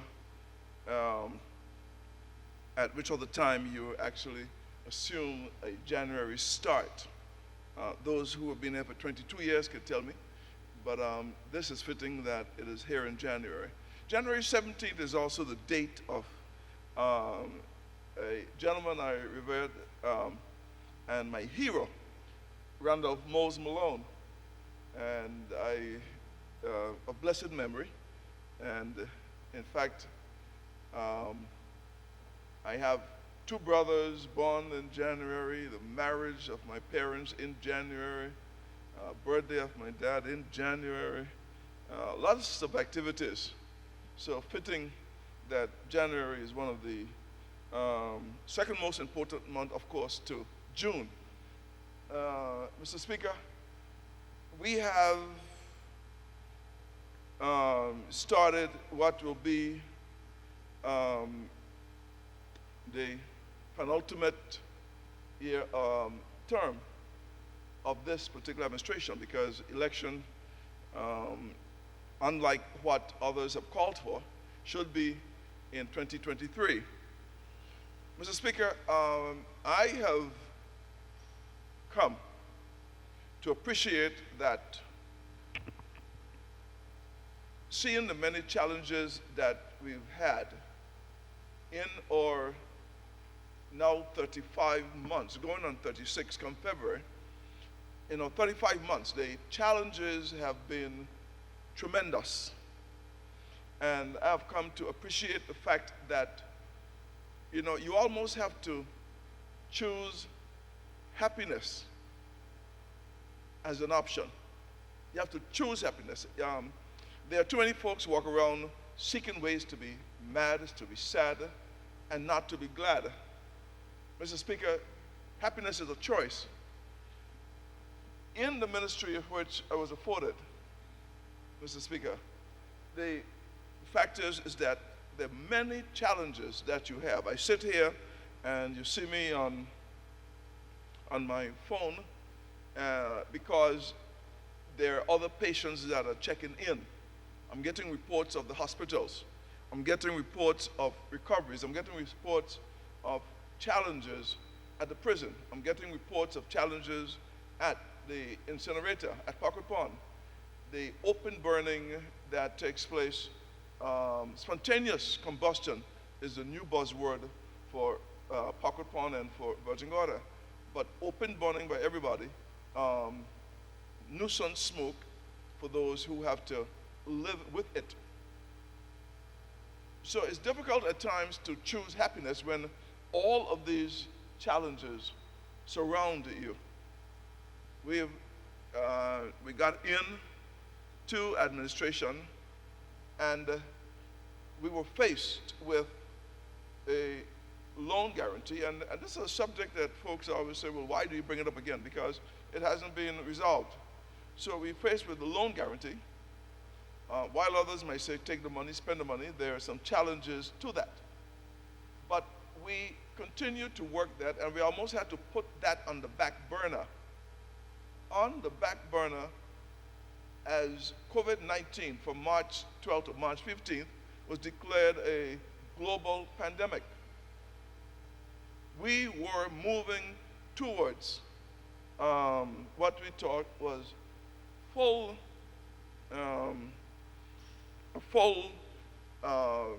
exit or full, the goodness of God in terms of not too many cases, not too many deaths. And then came July 2021. And here we are, we moved from 1, and by the end of July, we were to 37 deaths. 37 deaths. We moved from 37 deaths in the end of July to where we are today, 47 deaths. Mr. Speaker, COVID-19 is real, and for those persons who look throughout the world and the millions of people that have lost their lives, the millions of people that have long-lasting COVID, they number of people who are home sick today and refuse to call into public health, refuse to go to the hospital because they want to self-isolate, or worse yet, those persons who are out in the community feeling sick like a dog, but they don't want to stay home or have anyone tell them that they need to stay home. So while the count is down to 899, the facts on the ground will be different. If those persons were to really stay home, self-isolate, well then that would not be too bad. But you have persons who are reporting to work because, I might say choose happiness, but the fact is that at the end of the day, their families to be fed, their mouths to be fed. So sometimes the choice of happiness is not easily attained because of the challenges that amongst us, surrounds us. So we sit in the house and we could not have an audience today because we were careful, minded of the challenges that COVID-19 brings. Even in the alteration, the change up. We have the chairs, but we have no persons. We had to make that choice because of the seriousness that surrounds us. And yet, there are those persons who are advertising for one of the biggest crowd gathering artists to come here in February. And when you tell them that they can't do it, then they say that you are trying to stop livelihoods. 47 days later, we had run in the laboratory over 96,000 tests. We have a situation that we are dealing with at the prison. 22, 23 officers down, 16 inmates down. And we have to deal with that because we don't have an alternate site. So we have to look in terms of how we get that managed at the facility so that those persons, because each one of those persons, be it staff, be it inmates, they have families that have to be concerned about what is happening there. We have to send the health professionals to the prison. We have cases at Adina Donovan Home. We have cases at the Safe Haven Center. We have cases in all of these places that we have to be mindful and careful that we provide healthy living spaces. And yet, this is why I choose what time to turn my radio on and which stations to listen to. Because when you hear some of the vile stuff, you would reckon that you are making this thing up, and making it up for what? 47 days later, the particular figures at the hospitalization right now, it moved from 19 down to 9, is up to 16, and 14 of the 16 unvaccinated, 2 fully vaccinated, And yet you have to come and invite the people to take advantage of the opportunity to protect yourselves, protect your lives, protect your livelihoods, and you have to go as if between Fossey, Bill Gates, and all the others that you're working with them. Meanwhile, lives are being lost. Some of them, yes, underlying conditions. Some of them, yes, 10 plus. Some of them, yes, they have other particular issues, but if COVID catch you leaning, it pushes you. It don't pull you back up on the floor. It pushes you down, Mr. Speaker. So I have chosen happiness because at the end of the day, you have to make choices. Do you forego an hour of fun? Well, I'm 62. June is the best month, 63 by June, and I am still promised a lot more. But I'd like to see them. There was one person who had said, well, if you did not get COVID yet, you have an appointment. Well, that's an appointment I'd rather not keep, so that we can then move. But we've chose happiness. We chose in spite of. And when the statement of facts come out every week, there are those who say, well, if you pound a nail, you want to sing a song. Well, the thing is that if we don't pound a nail, you sing the song. So let us do our job and you do yours, because we can't stop you from doing yours. Who's going to crow? Who's going to say it? With all of what we have done, in spite of the challenges that we face, we continue to look in terms of the redevelopment. We don't have the $400 million or 300 million pounds that was offered in loan guarantee, because it leads to another set of challenges that we would have to speak of come the other 50 years from now, 20 years from now, 30 years from now. Do we trade that money for our particular? I heard the other member for the 3rd district say, well, nothing has changed. You're still reverent, you still do this, you still do that, and so forth. And if you take the money, your fight is even more. So we have to tread water. Tread water. It isn't that we can swim from here as yet, because we need the monies to build a school. We need the monies to build back the particular port of entry in West End.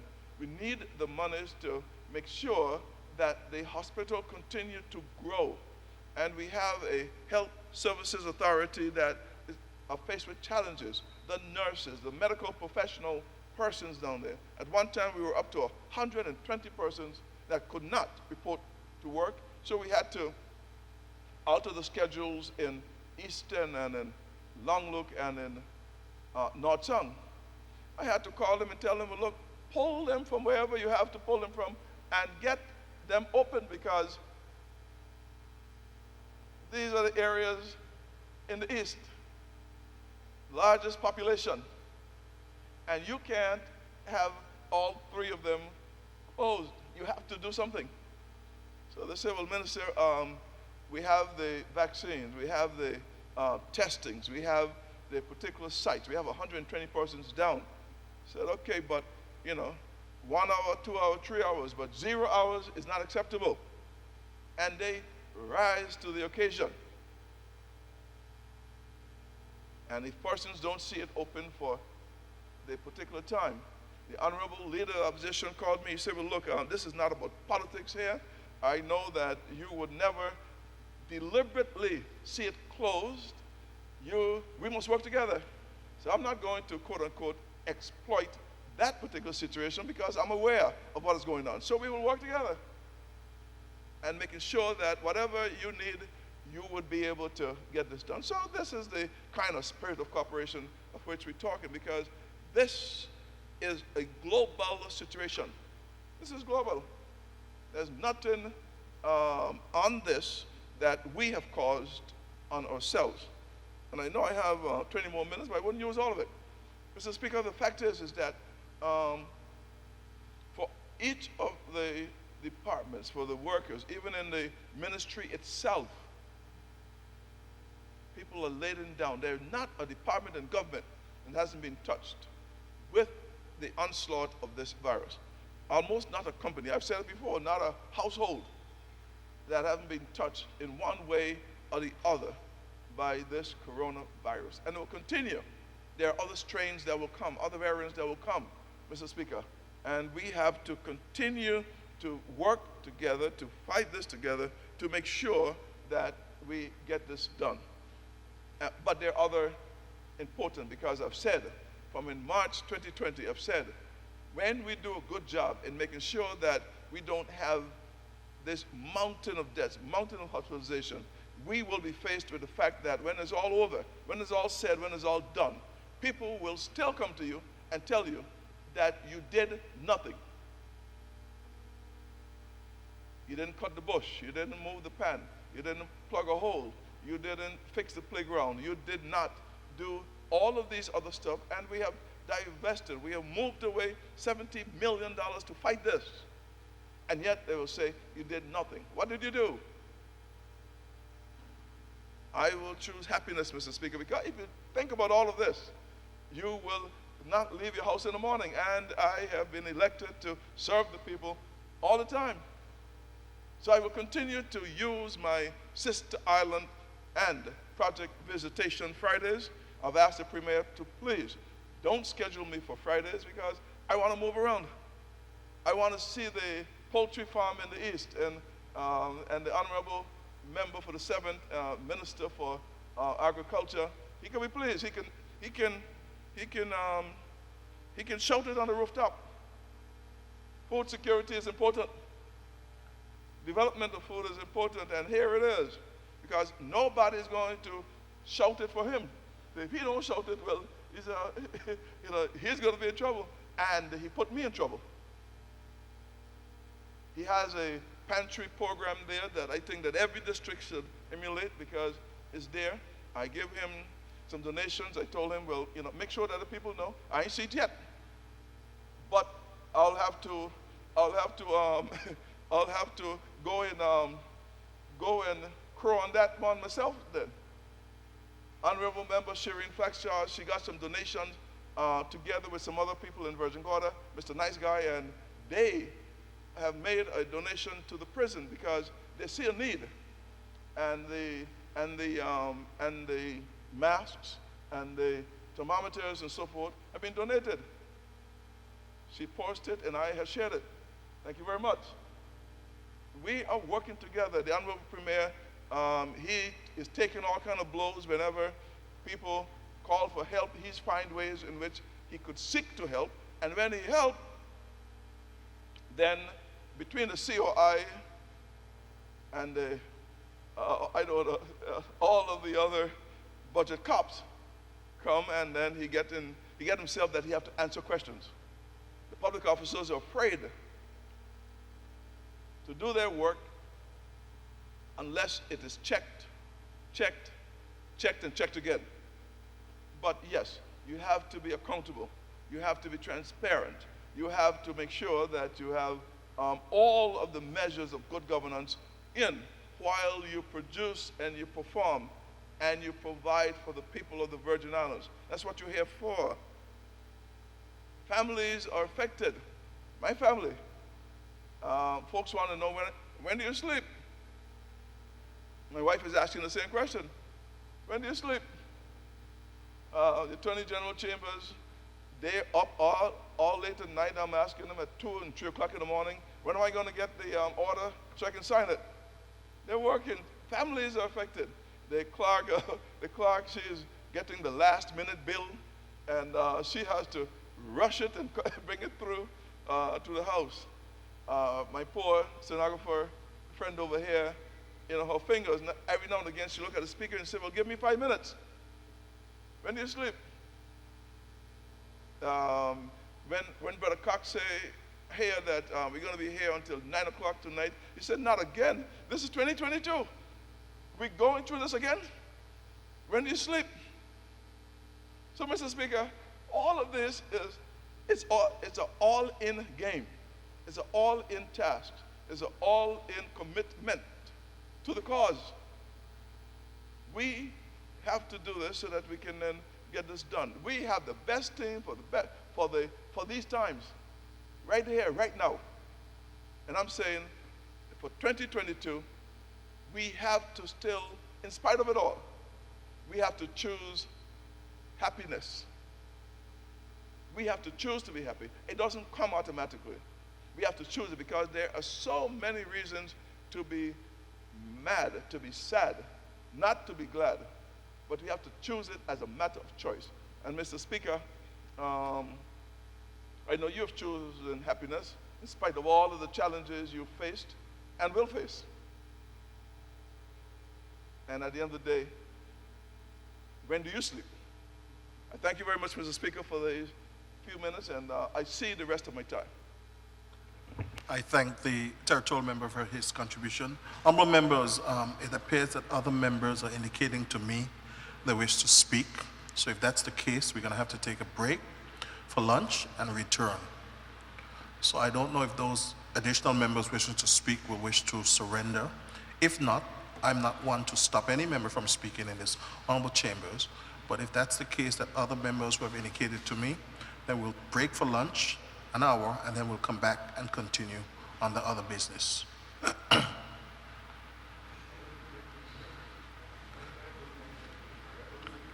So, unless we want to take a recess and find some consensus, I am guided. We have the Honorable Vincent Whitley wishing to speak, and so I am so guided. So it's either they're going to speak or they're not going to speak, and we're going to recess for lunch. Honorable Premier, making an intervention? I'm not hearing you. Just one so far.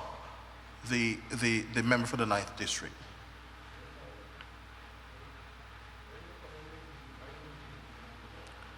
Okay, so there's the member for the 9th District wishing to speak. Is there anybody else?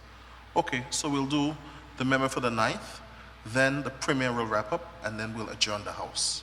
So I recognize the Minister for Natural Resources, Labor and Immigration, and member for the 9th District, the Honorable Vincent O. Thank you, Mr. Speaker. Mr. Speaker, I too, as the first sitting for the year, I want to wish you and your family and all my colleagues in this honorable House and their colleagues and their families a very happy New Year and peace and blessings for this year. Mr. Speaker, this year started out kind of almost the way last year ended, with COVID doing its thing. We've had a series of deaths nonetheless, and I think I had about 3 in my district over the last few weeks. We had the 2 Huggins and of late Clarence Faulkner. May his soul rest in peace. A very good gentleman succumbed to death very early in the year. And the old folks used to always say that January is always known for a lot of deaths. I have never really taken the time to see if it's actually true. But they say New Year's is a time when you usually have sadness in January. So we'll see how that plays out. Hopefully they are wrong with this one. Mr. Speaker, too, like my at-large colleague did, I too want to recognize and say a big public happy birthday, happy 100th, to Miss Othelia Stevens. Miss Othelia is somebody I've known all my life. I pretty much grew up in her yard as a little child. I mean, around 3-4 years, so I've known her a very long time. A model citizen, very firm, very, very firm, but incredibly nice, a model citizen. Mr. Speaker, I'm mentioning her name because she's the last of a particular generation.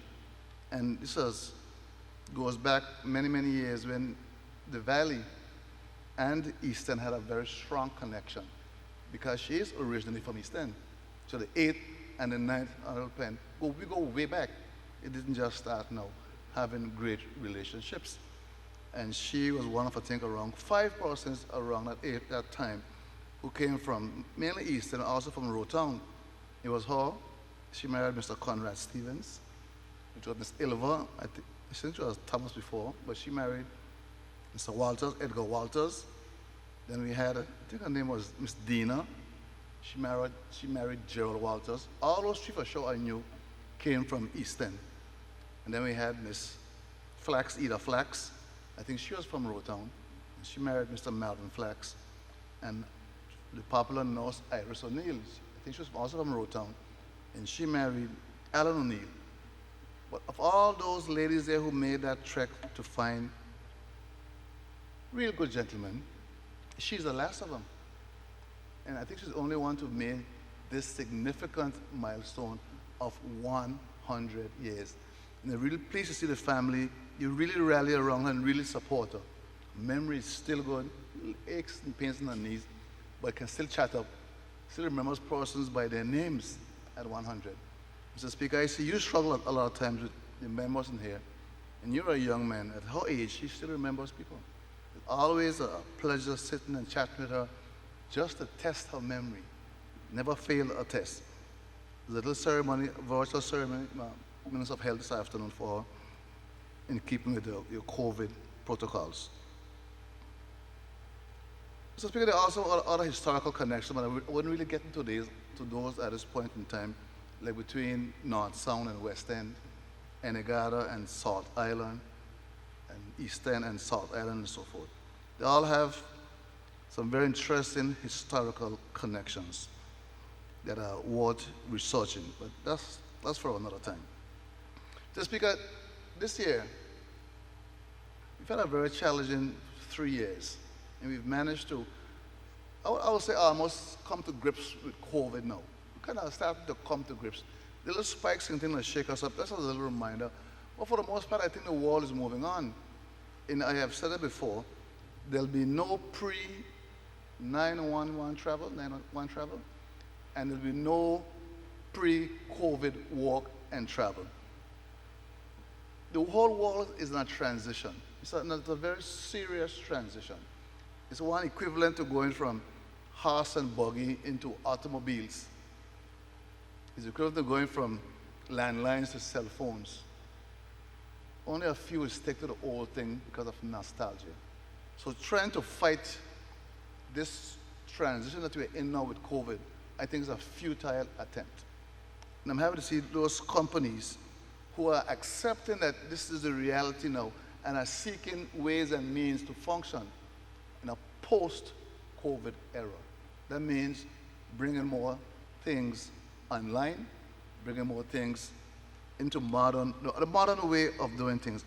And Mr. Speaker, that's why I was so pleased today to see from the speech from the throne, the education bill, the scholarship bill, because if you're going to function properly in a COVID era, it calls for a re-education of the next generation. So when we're modernizing education, it's a serious step in the right direction. Mr. Speaker, I really enjoyed the speech from the throne. The member for the third said it's very ambitious, and it probably is. But I grew up hearing, aim for the moon, or aim for the stars, and if you miss, you may hit the top of the moon or something like that. So you have to aim high, and if you miss that height, you still fall in an exceptional place. And that's where we want to be in this transition. Mr. Speaker, I didn't get a chance to see how many persons tuned into the speech on the throne, but it's something I try to monitor a lot. Because I realize, Mr. Speaker, we come to this honorable house here to talk to the people about our plans and discuss various things affecting the lives of the community and sometimes the world. But a lot of persons don't tune in. The Minister for Health shares, whenever that link comes up, he shares it. I also share it with persons because I know a lot of younger persons are tuning in. So I always try my best to make sure I share to some of the teachers that the young persons can get a garner interest in what happens in this honorable house. Because it's very, very important that everybody in the public, when we are in this honorable house here, should almost either put it in your background or stop what you're doing and listen. Because then the day afterwards, a person call you, what you are discussing in the house, and you have to stop. And you may get this 10 and 15 times. They're saying, why don't you tune in when it's live and hear for yourself what's going on? Mr. Speaker, I go to church every Sunday, sometimes more than one church. And it's always nice to hear old person say, I just hear you on this radio. I hear every single thing you say. In various portions, whenever they meet you, older portions like Miss Iris Harrigan, who's now around 97, I think. This has been 97 years. One of our senior GEMS Minister for Health. People like Rocky Smith, Gracia Stevens, Steve Leonard, all these persons always tune in. And I wish more persons would follow this example. And whenever you hear House of Assembly speech on the throne, make sure you tune in. Because here's where we are discussing the people's business. And it's important that you get it firsthand. Don't worry a second, because the news will pick out what is glamorous and what's sensational and create all sorts of stories. It's always best for you to get it for yourself. Mr. Speaker, one of my guiding principles for this year has to do with the impacting young persons. We do a lot of things in this house, Mr. Speaker, but I think sometimes the target that we need to get to, I think we are missing them sometimes. Mr. Speaker, I had a very, I would call it, enlightening conversation with the Raoul Sprout. Everybody know him as Jugu. I happened to run into him one day on Enegada, actually. And we just end up in this conversation. And I said to Jugu, I said, you're a young man, and you were very focused and so forth. Give me some insight into how we could engage and grapple and help our young people. Because we are here in this honorable house, some along with others, and we all hope to leave it better. And we leave it better for the other generation. We come in here and we say it. We're doing this for children yet unborn. And it sounds so good, but what about them who born already? And I hear now struggling. But what are we doing for them? So I think we have to, at some point in time, get a serious focus on our young persons. So we're having this conversation, Mr. Sprov and I. And he said to me, yeah, I probably shared it once or twice before. He said, if you're ever going to reach these young persons, and if you're ever going to impact them, one of the things you have to get them to do is to invest in themselves. Convince them of the need to invest in themselves. Now, the man for a talk about the place being the same all the time, year after year, blah, blah, blah, blah. But if you don't see an internal need for improvement, then nobody really can help you. The old people say you could take the horse to the water, but you can't make it drink. So we must convince our people of the need to invest in themselves. What does that mean, invest in yourself? Well, in the age of social media and YouTube, almost anything you want to launch, you get a good start right there on YouTube. But you have to want to see yourself in a different place to where you are right now. Mr. Speaker, I was talking to the manager for a resort some time ago. And I was talking about his employees and so forth. And he said something to me that really disturbed me. And he was talking about some of the employees not wanting to get vaccinated and they'd rather stay home and all sorts of things about his employees. And he said to me, I wonder if they realize how little money they're making now compared to post-Irma. I said, but that was last year. I said, that was four years ago. He said, the money they're making now is a lot less now in 2021 than they made, let's say, in 2016 or the early part of 2017. He said, yet they seem very comfortable. Mr. Speaker, I find it very, very disturbing. Because I know for a fact that human nature is of such that a human being can get used to any condition, no matter what it is. The human resilience let us get used to any condition, and sometimes you get comfortable in a bad place. Mr. Speaker, that's where I'm concerned. When you're comfortable in a bad place, you used to make money and you could pay all your bills, and you were happy, you were trying to do more and do this and do that. Hurricanes came and they bend you. COVID came and they break you and drop you down, and you stop fighting. You got used to not being in a good place. You got used to not being able to pay your bills. You got used to asking somebody to always help me this month, and can you do this? Can you do that? And Speaker, it seems to be kind of widespread to it. A lot of persons are not seeing the need or to realize that they are not where they should be. But they've gotten comfortable, Mr. Speaker, in their current situation. Mr. Speaker, we as leaders in South Sea must make sure that we inspire our people to better. Where you are, if you're not comfortable, if it's not the way you're supposed to be, you shouldn't be comfortable. If your job, the job you have, is not paying you what you think you're worth, improve your education, upskill yourself, move to a better job.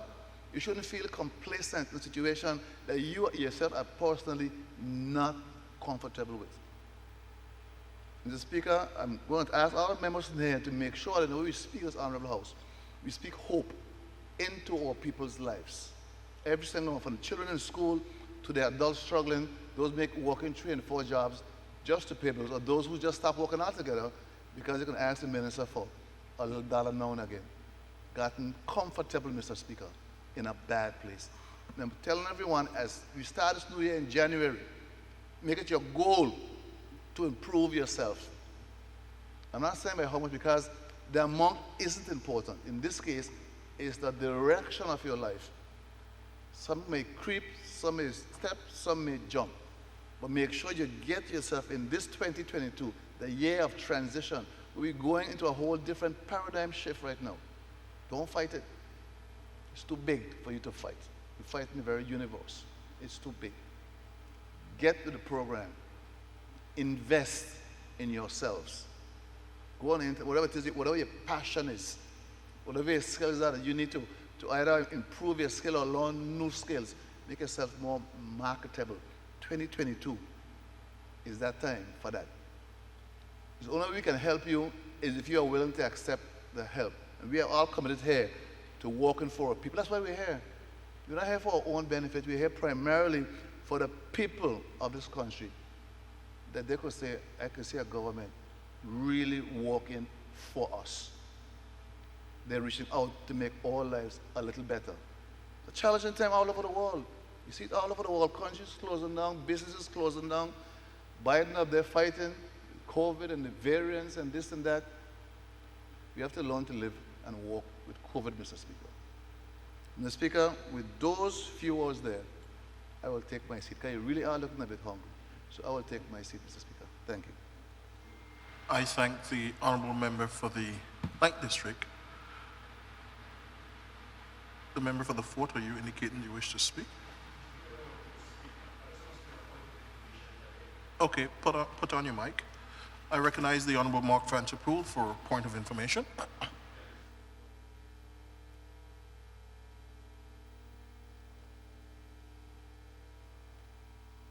Yeah, Mr. Speaker, I didn't really want, I'm not going to speak on other business, but I want to speak on a point of information, because throughout the discourse, I heard a number of members speak about the speech from the throne. And I want to, for a point of information and for education, that the speech from the throne is not the governor's speech, is not the governor's agenda for the territory. It's the premier's agenda for the territory that is being presented. And through tradition, it is normally presented by the monarchy or representative of the monarchy. In the United Kingdom, the Prime Minister's agenda for the country, he writes it, or his staff, and Her Majesty presents it. So I just want to make sure we don't give that wrong connotation to the public, that it's what the governor wants for the country. It is what the government of the day wants for the country. It's the agenda of the premier and his government. I personally don't believe that this tradition should be maintained. I wish that it wasn't the case, and I would say that publicly. I heard the governor said it's a tradition throughout Commonwealth and the parliamentary and the Commonwealth countries. I really think it's a tradition that needs to be discontinued. And if the United Kingdom wants to continue it as a United Kingdom, fine. But I believe that that tradition should not continue in territories or wherever. The premier of the country, the leader of the government, needs to present his agenda for the country. But be that as it may, I just wanted to make sure from a point of information that, and I heard it from about 3 speakers, it's not what the governor wants. It is what the leader of government business is presenting as his agenda for the territory. Thank you. I thank the member for the fourth. I thank the member for the 4th District for his intervention.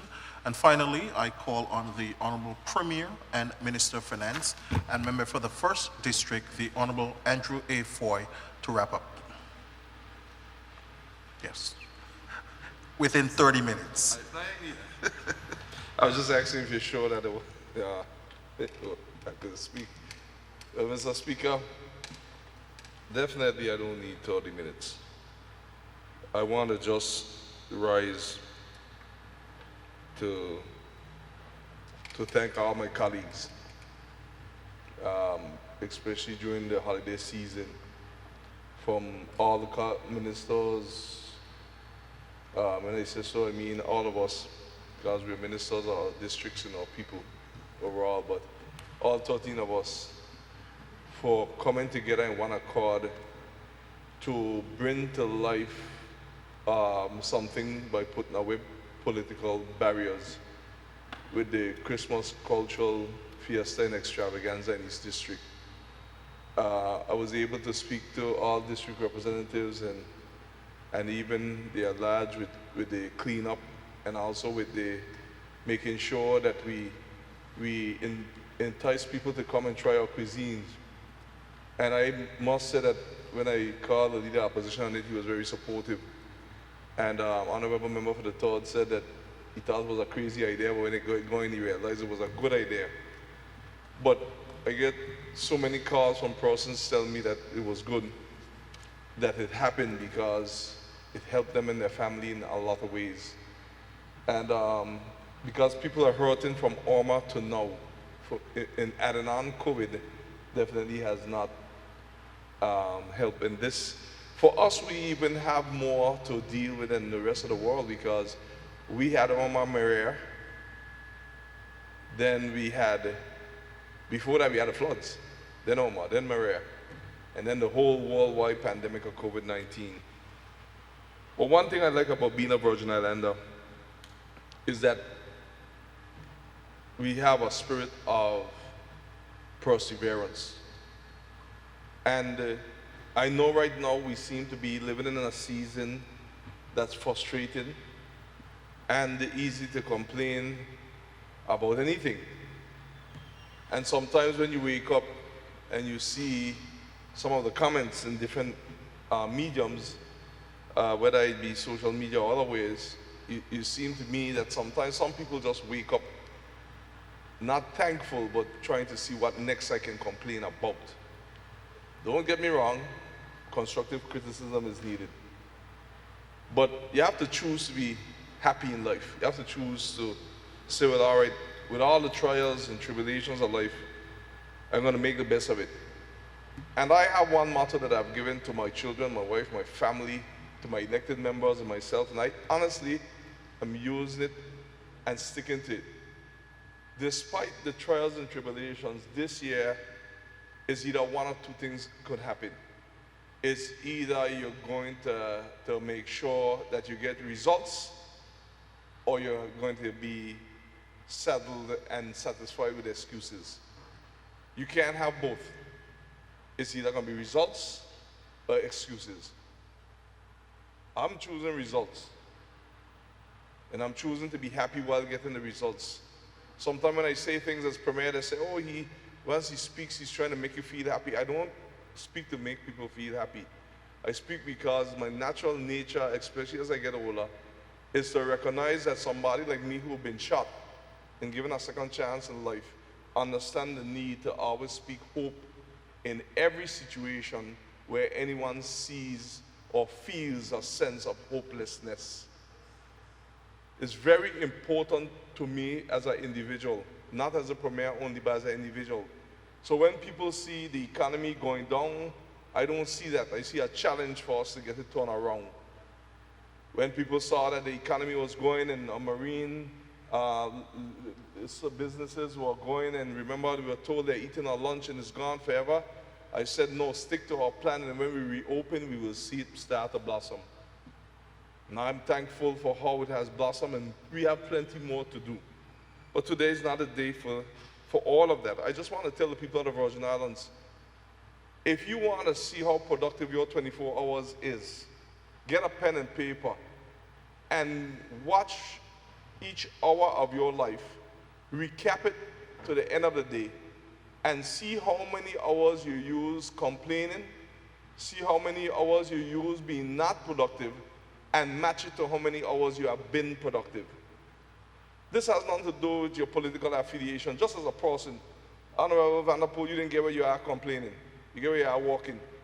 And what I'm seeing is that outside of the political hemisphere, overall we seem to have some persons want to push this country towards just the complaining part and just the non-productive part. And I challenge persons, and I even challenge myself in my group, for every ounce of your life, for every moment of your existence, for every problems that we have, we're not going to use a whole meeting just to discuss the problems. The same amount of time that we use to discuss the problems, we have to use that same amount of time in terms of the volume of time discussing the solutions and also making sure that we look at some of the successes. If not, we will continue to raise our stress level to heights that we have never seen, and more people will have high blood pressure, and there will seem to be no way out. And I liken it onto what we have known as people of Virgin Islands. I've never seen no one in the Virgin Islands build a home and had all the money. They start and they keep adding on here, and even if they stop, they come back in. And when you're finished with it, that's why those come among us look up in the hills and they say, my God, look at that house. You have to be running drugs. But it isn't that you're running drugs. It isn't that you're doing anything illegal as people of the Virgin Islands. The majority of us know. It is that we believe in keep pushing forward, because success is in our DNA as a people of the Virgin Islands. And what we have seen, as I have seen lately, is I'm amazed by the number of centenarians that we've seen over the last few years in the Virgin Islands. You know, sadly we had the death of Miss Aina Beamish, but I had the pleasure of visiting her when she made 100 years, and also with my teammates. And Honorable Vanderpool came with us. And then after that, the governor came and we celebrated 100 years. And her funeral was just here the other day. We want to thank her for all that she has done, especially with the building up of public works. People don't know her role as a secretary and a lot of things in the public works. I read up on people's history so that when I speak, I could speak from knowledge and making sure that she put structures in place to get public works going in a better footing than what all she did. So we want to celebrate her. We've seen some other centenarians lately that have come to light. We have Ophelia Stevens. I think Honorable Flex Charles and Honorable Vincent Whitley mentioned her, but I want to also celebrate her for 100 years. I want to say 100 years, not 100 days. That's a lot of mourning. 100 years. I don't know if it's sinking. To me, anybody who makes 100 years should automatically be given a degree higher than a doctorate. Because that's a lot of experience, a lot of wisdom, a lot of knowledge. You know, it's just amazing. So I want to celebrate her today for 100 years. And we see Miss Betty Yates. I saw the deputy governor and the governor also celebrated her. And I myself have to still go over and sit with her for a little while. We want to celebrate her too, 100 years. And we had an opportunity, the Deputy Premier and myself, to go to St. Thomas to visit Miss Olivia Donovan Cathy. 100 years. And when we went to St. Thomas to visit Miss Cathy, she actually cooked saltfish for us. And I was amazed. And then we just went to visit her, to give her little flowers, wish her well. We ended up doing a full church service. As a matter of fact, most of us had to just come along because she was singing the verses, so we only had another chorus for some of those Sankey hymns. 100 years, and she remembered the verses, the words at 100 years. And she made me laugh. She said she remembered my grandfather, and she remembered coming over to West End and getting certain provisions over there, and then going back over to Carrot Bay. And she said, when we were doing the saltfish, the deputy premier, remember, she said this is why she liked to cook our saltfish, because some people will buy saltfish and you chew all day, when you're done, you still can't get it swallowed, you got to spit it out. Oh, and I said, man, oh man, she was talking about me because I did some saltfish not too long ago. No matter how I tried, I couldn't swallow it. I didn't went back to cooking saltfish again. But when we tasted horse saltfish, it was like you were cutting butter. The thing was just smoothly going down. But it's to know at 100 years she cooking saltfish and up and around, and she gave us all the stories of old from Carrot Bay and what used to happen in West End and what used to happen in the country. With 100 years, I mean, that's just amazing. And I just celebrate these persons who continue to thank God for the longevity of their life, you know. And I ask us to continue to cherish time as we move on as a people. And I said something in this house already, and I'd like to say it again, because I want to encourage the people of the Virgin Islands in 2022. Some persons are waiting for COVID-19 to go. Some persons are waiting for this to happen and for this to change. But unless you change, your happiness will never come. Because the truth of the matter is, in case you didn't know it, let me give you the memo. Once you're living, you're going to have challenges. But as Pastor Charles said on Sunday, Christ will always be in your crisis. So I just want to encourage us to always look for the brighter side and continue to push forward, because we are our own saviors. God already put it in us to make sure that we bring out the greatness in us, because it's already in us. And I want to encourage persons, because some persons tell me all different things. I work in the public service. I think we are one of the best public service that I've ever seen. And sometimes some of them tell me, if I get 10 more people, I'll be able to do this. I say, I've heard that for 22 years. Some of them tell me, well, we need to just pay me some more money and then I'll produce. I heard that for 22 years. I'm not saying that some of it is not justified. What I'm telling all people is that productivity comes from each of us, because a chain is only as strong as its weakest link. So each of us have the mindset that whatever is given to me, I'm going to grow where I'm planted and give great fruits. I challenge the people of the Virgin Islands to get a positive mindset even in the middle of your crisis. Because the joy of life is life itself. I lost a good friend not too long ago. We were in primary school, Mr. Frandy Martin. A lot of us know it. Up to now, I can't believe Frandy gone. Over the holidays, I actually played back a voice note that he sent me not too long before he died. And every time I played over, tears came in my eye, because I said, look how quick you could leave this earth. The question is, while we're here, what it is are we going to do to make sure that persons will say, it's a good thing that Natalia Whitney was here. It's a good thing that Vantapool was here. It's a good thing that Marlon Penn was here. It's a good thing that Shireen Flax-Charles was here. It's a good thing that Sherry DeCastro was here. It's a good thing that Neville Smith was here. It's a good thing that Phyllis Evans was here. A good thing. What it is? Have we found it yet?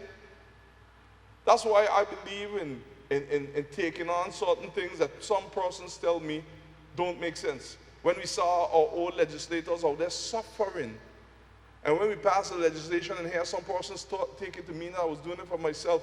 Imagine people that led your country was out there making less in a pension, less than $800, some of them, and give years of service. So when we're talking about what will change in 22 years, our mindset towards each other, not just legislators, but to other persons. In the speech for the throne, there's something there where I found out in doing that exercise where when persons get their pension and it goes on to their spouse and they die. So if anybody was married for 25 years and the 25 years and they die, their pension goes to, if it's a man, goes to the wife. But once the wife, after living those fruitful years, decides to get married, the pension is gone. I found that out while doing the exercise. And then the more I sleep, the more Lord tell me, no, you have to change that.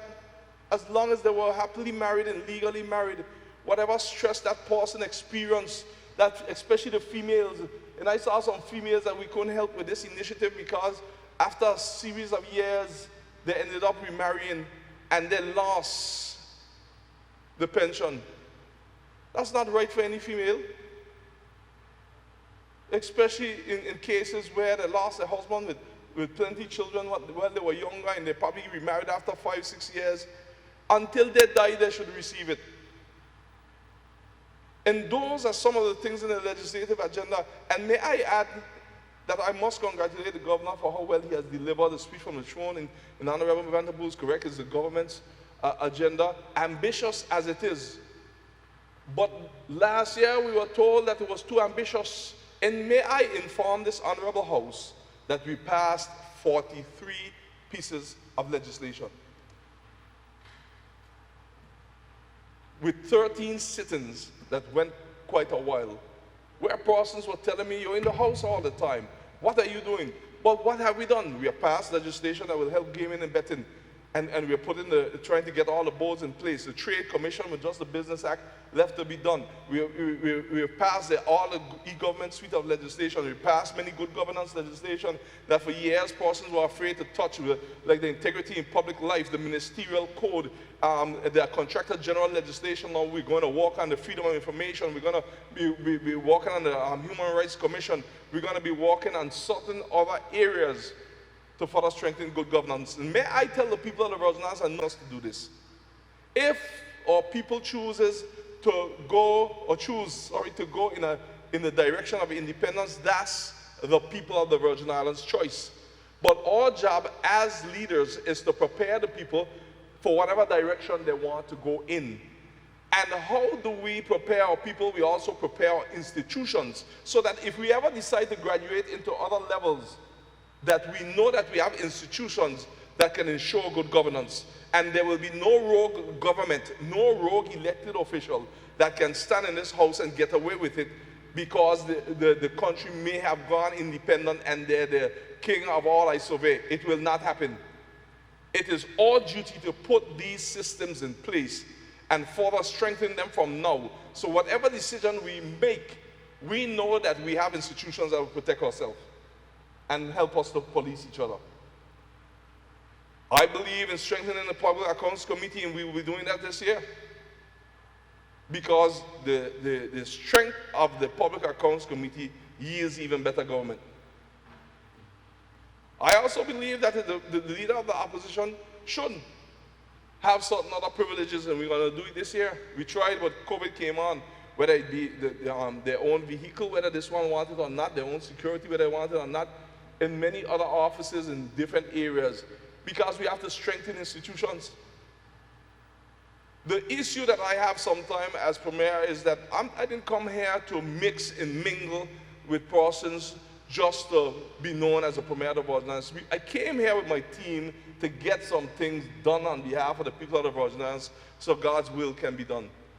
If you notice in the speech from the throne, we also inserted about new laws to be done and also amended in financial services to address our insurance companies and our banks in terms of helping our people, especially when it's catastrophic events, even when it's dealing with a pandemic. Why? The member for the third said it correct. Our banks have done a good job. It's nothing to knock on them, but then the moratorium sees to the end, all of that interest has to be paid. We cannot have that the only institution that doesn't suffer a loss during a pandemic is the banks. Some other way we have to find a middle ground for our financial institutions and our people to help them. Because right now, and it's not just in the BVI, it's worldwide, but we can do something here. Insurance payments are gone through the roof. The interest at the end of the moratorium have people in limbo. And we have, as a government, have to address those areas. I've had good discussions with our banks. And we have some schedule coming up within the next 2 weeks, discussing some of these areas, including the deposit insurance and how do we move forward. So there's a lot of work happening behind the scenes to help the people of the Virgin Islands, to help here to be a better place to live. Mr. Speaker, there'll be more time for that. I want to say today, happy birthday to someone special to me, Mr. Elmo Stout. I heard today is his birthday. I didn't get to call him as yet, but he's one of the best bosses that I've ever worked for in my life. and he is one of our cultural icons. People ask me if I could name some of my role models, I tell them my mom, my dad, and I cannot forget Mr. Elmo Stout. Can as much as you can while you can. So Stouty, what you say? I say happy birthday. God's blessings to a man that our high school is named after, and God's blessings to him, and I want him to know that the school definitely will look great. I know that there's those who have come out and tell us about not wasting the space. I agree. The way it's designed, it will allow for many things to be done, and there's a junior school that's already was being designed by the RDA. The minister will give you more about that Wednesday. I don't want to steal his thunder. So we definitely have been mindful with these designs, but it's time for our students to come home. It's time for our students to move from where they are and come home. It's also going to be a savings for government, because we recognize that where they are in past year, it has been good for the time being, but you know, it's almost $60,000 a month, and we now have to come home and be a savings that we could put into other areas. But I'm not mocking that it was done, because at that time something had to be done. But it's time to come home. And we're not doing this as any election project. The records would show that from the time we came, we were trying to get that done. COVID hit. But I'm telling the people of the Virgin Islands that that school will be built.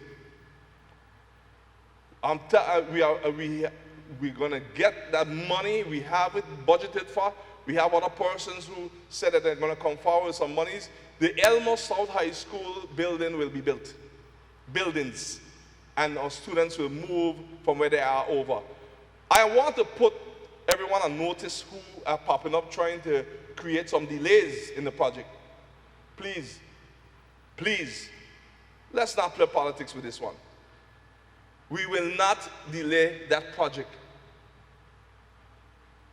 When you are in buildings that were not created for schools, and they have to deal with moles and the teachers and the children, and we find a way to now deal with it in the most credible and transparent way. As we work with the RDA to get this done, we must get it done. And some things are going to get done that when it's all said and done, the people have their choice. But we know that some schools are going to be built. We know the Johnson High School will be built. We know that Elmo Stout High School will be built. The budget could say certain things which it has. But one thing I know, that where there's a will, there's a way. I just want to say to all the families who have lost loved ones our deepest sympathy. COVID-19 is real. I myself tested positive, after I think it was the 23rd or 24th, and I had to spend 10 days in quarantine. And I can tell you, I had to laugh, because sometimes when you get COVID, even your family stays arm's length to you, because they want to make sure they don't get COVID too. So, I have never seen more deep, that spray named Deep Get Spray, anywhere where they thought that I had even were going, or could have gone, or went. I don't know how the light switch home by me and catch a fire with how much Deep Get Spray on it. So I took a little laugh about it, because I said, well, they mean well, but I said, well, I know how a leopard does feel sometimes, because everybody was staying arm's length to protect themselves, of course. But I just smile about it, because, they made sure that I stayed in that room and you didn't come out. The food came by the door, and I got a WhatsApp, pick it up.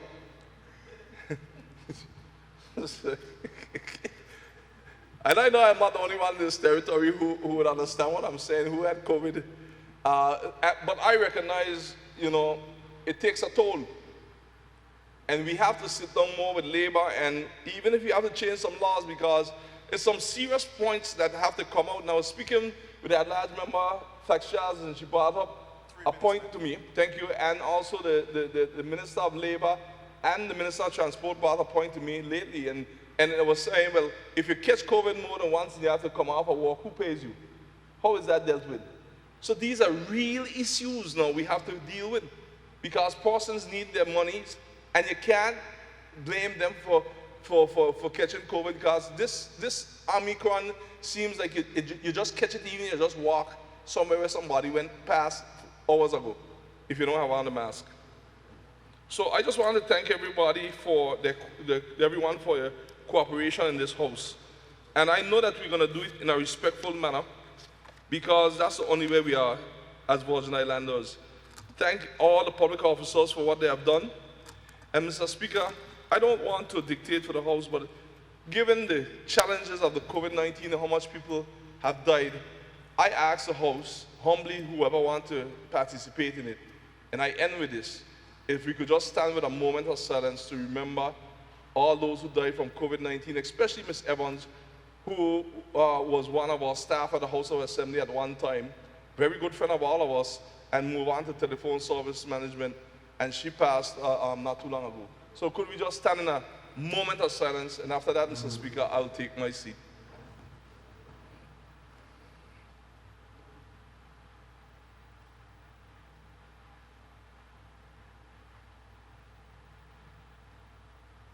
Thank you, amen. May the souls rest in peace. I thank everyone us to do this. If our people chooses to go in the direction of independence, that's the people of the Virgin Islands' choice. But our job as leaders is to prepare the people for whatever direction they want to go in. And how do we prepare our people? We also prepare our institutions, so that if we ever decide to graduate into other levels, that we know that we have institutions that can ensure good governance. And there will be no rogue government, no rogue elected official that can stand in this house and get away with it, because the country may have gone independent and they're the king of all I survey. It will not happen. It is our duty to put these systems in place and further strengthen them from now. So whatever decision we make, we know that we have institutions that will protect ourselves and help us to police each other.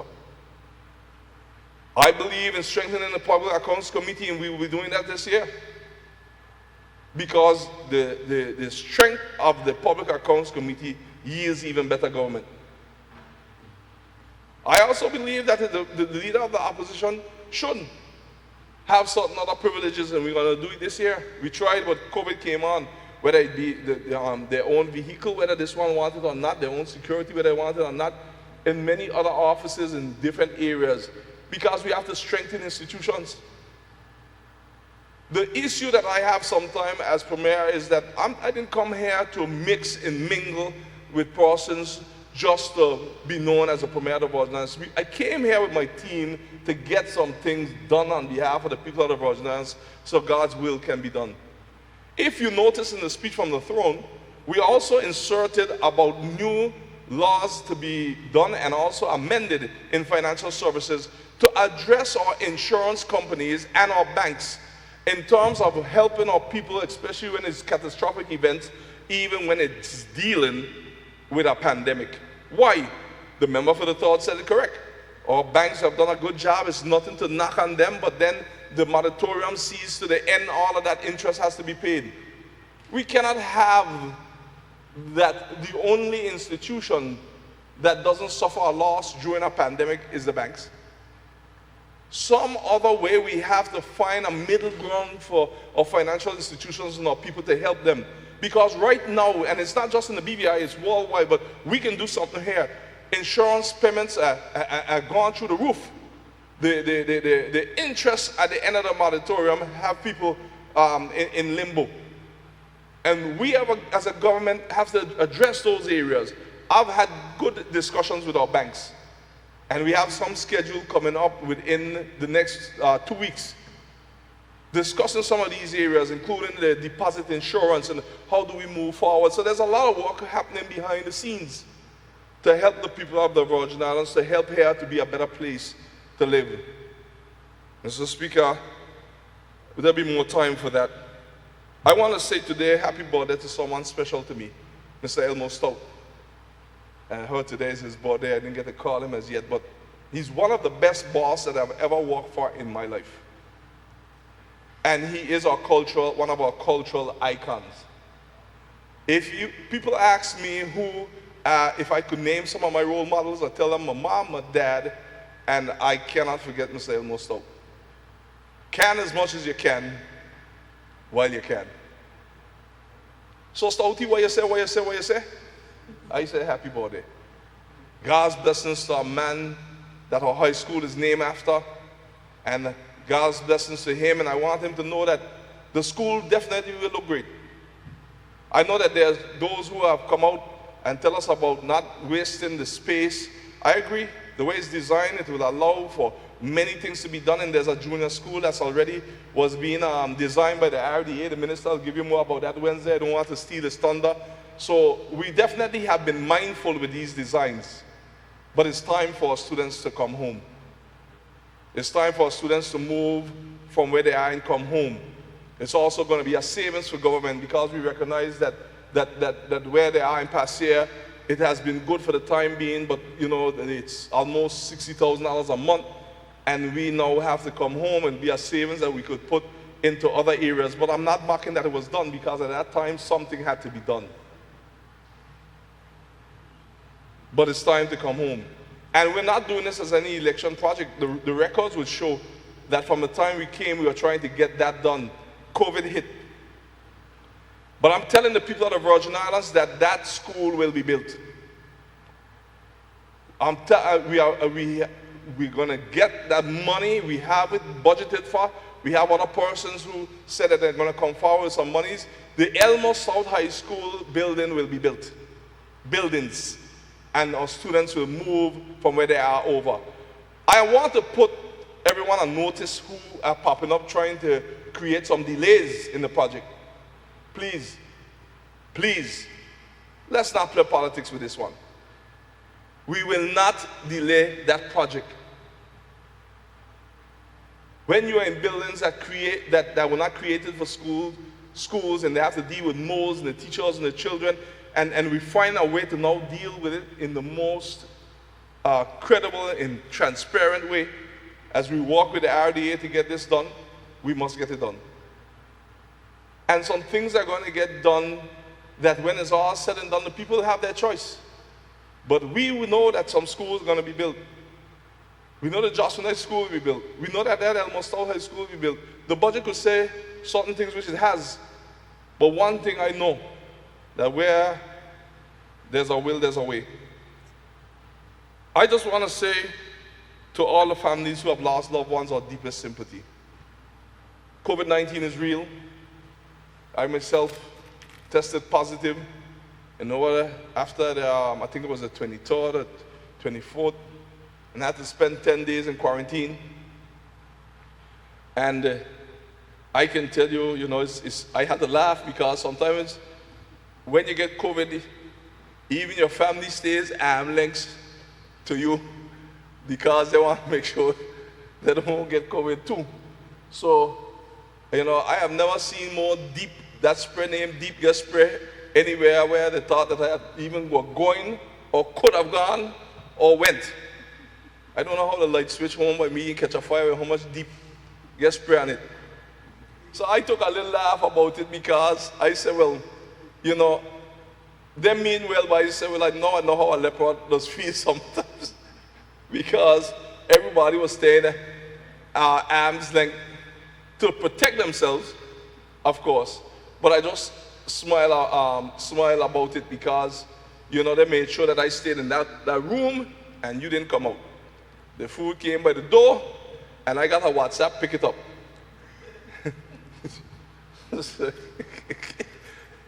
And I know I'm not the only one in this territory who would understand what I'm saying, who had COVID. But I recognize, it takes a toll. And we have to sit down more with labor, and even if we have to change some laws, because there's some serious points that have to come out. Now, speaking with that large member, Flex Charles, and she brought up a point to me, thank you, and also the Minister of Labor and the Minister of Transport brought a point to me lately, and it was saying, well, if you catch COVID more than once and you have to come off a walk, who pays you? How is that dealt with? So these are real issues now we have to deal with, because persons need their monies, and you can't blame them for catching COVID, because this Omicron seems like you just catch it even, you just walk somewhere where somebody went past hours ago if you don't have on the mask. So I just want to thank everybody for everyone for your cooperation in this house. And I know that we're going to do it in a respectful manner because that's the only way we are as Virgin Islanders. Thank all the public officers for what they have done. And Mr. Speaker, I don't want to dictate for the House, but given the challenges of the COVID-19 and how much people have died, I ask the House, humbly, whoever wants to participate in it, and I end with this, if we could just stand with a moment of silence to remember all those who died from COVID-19, especially Ms. Evans, who was one of our staff at the House of Assembly at one time, very good friend of all of us, and move on to telephone service management, and she passed not too long ago. So could we just stand in a moment of silence, and after that, Mr. Speaker, I'll take my seat.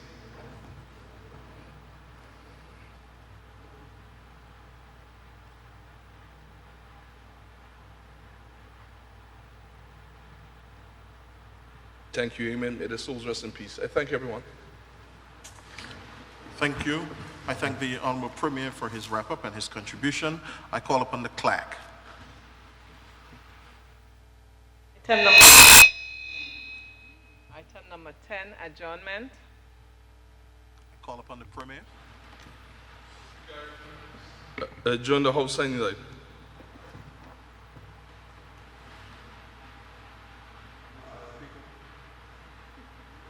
Mr. Speaker, I rise to second the motion. The motion has been moved and seconded that this Honorable House adjourn sine die. Those in favor? Those against? The ayes have it. This Honorable House now adjourn sine die.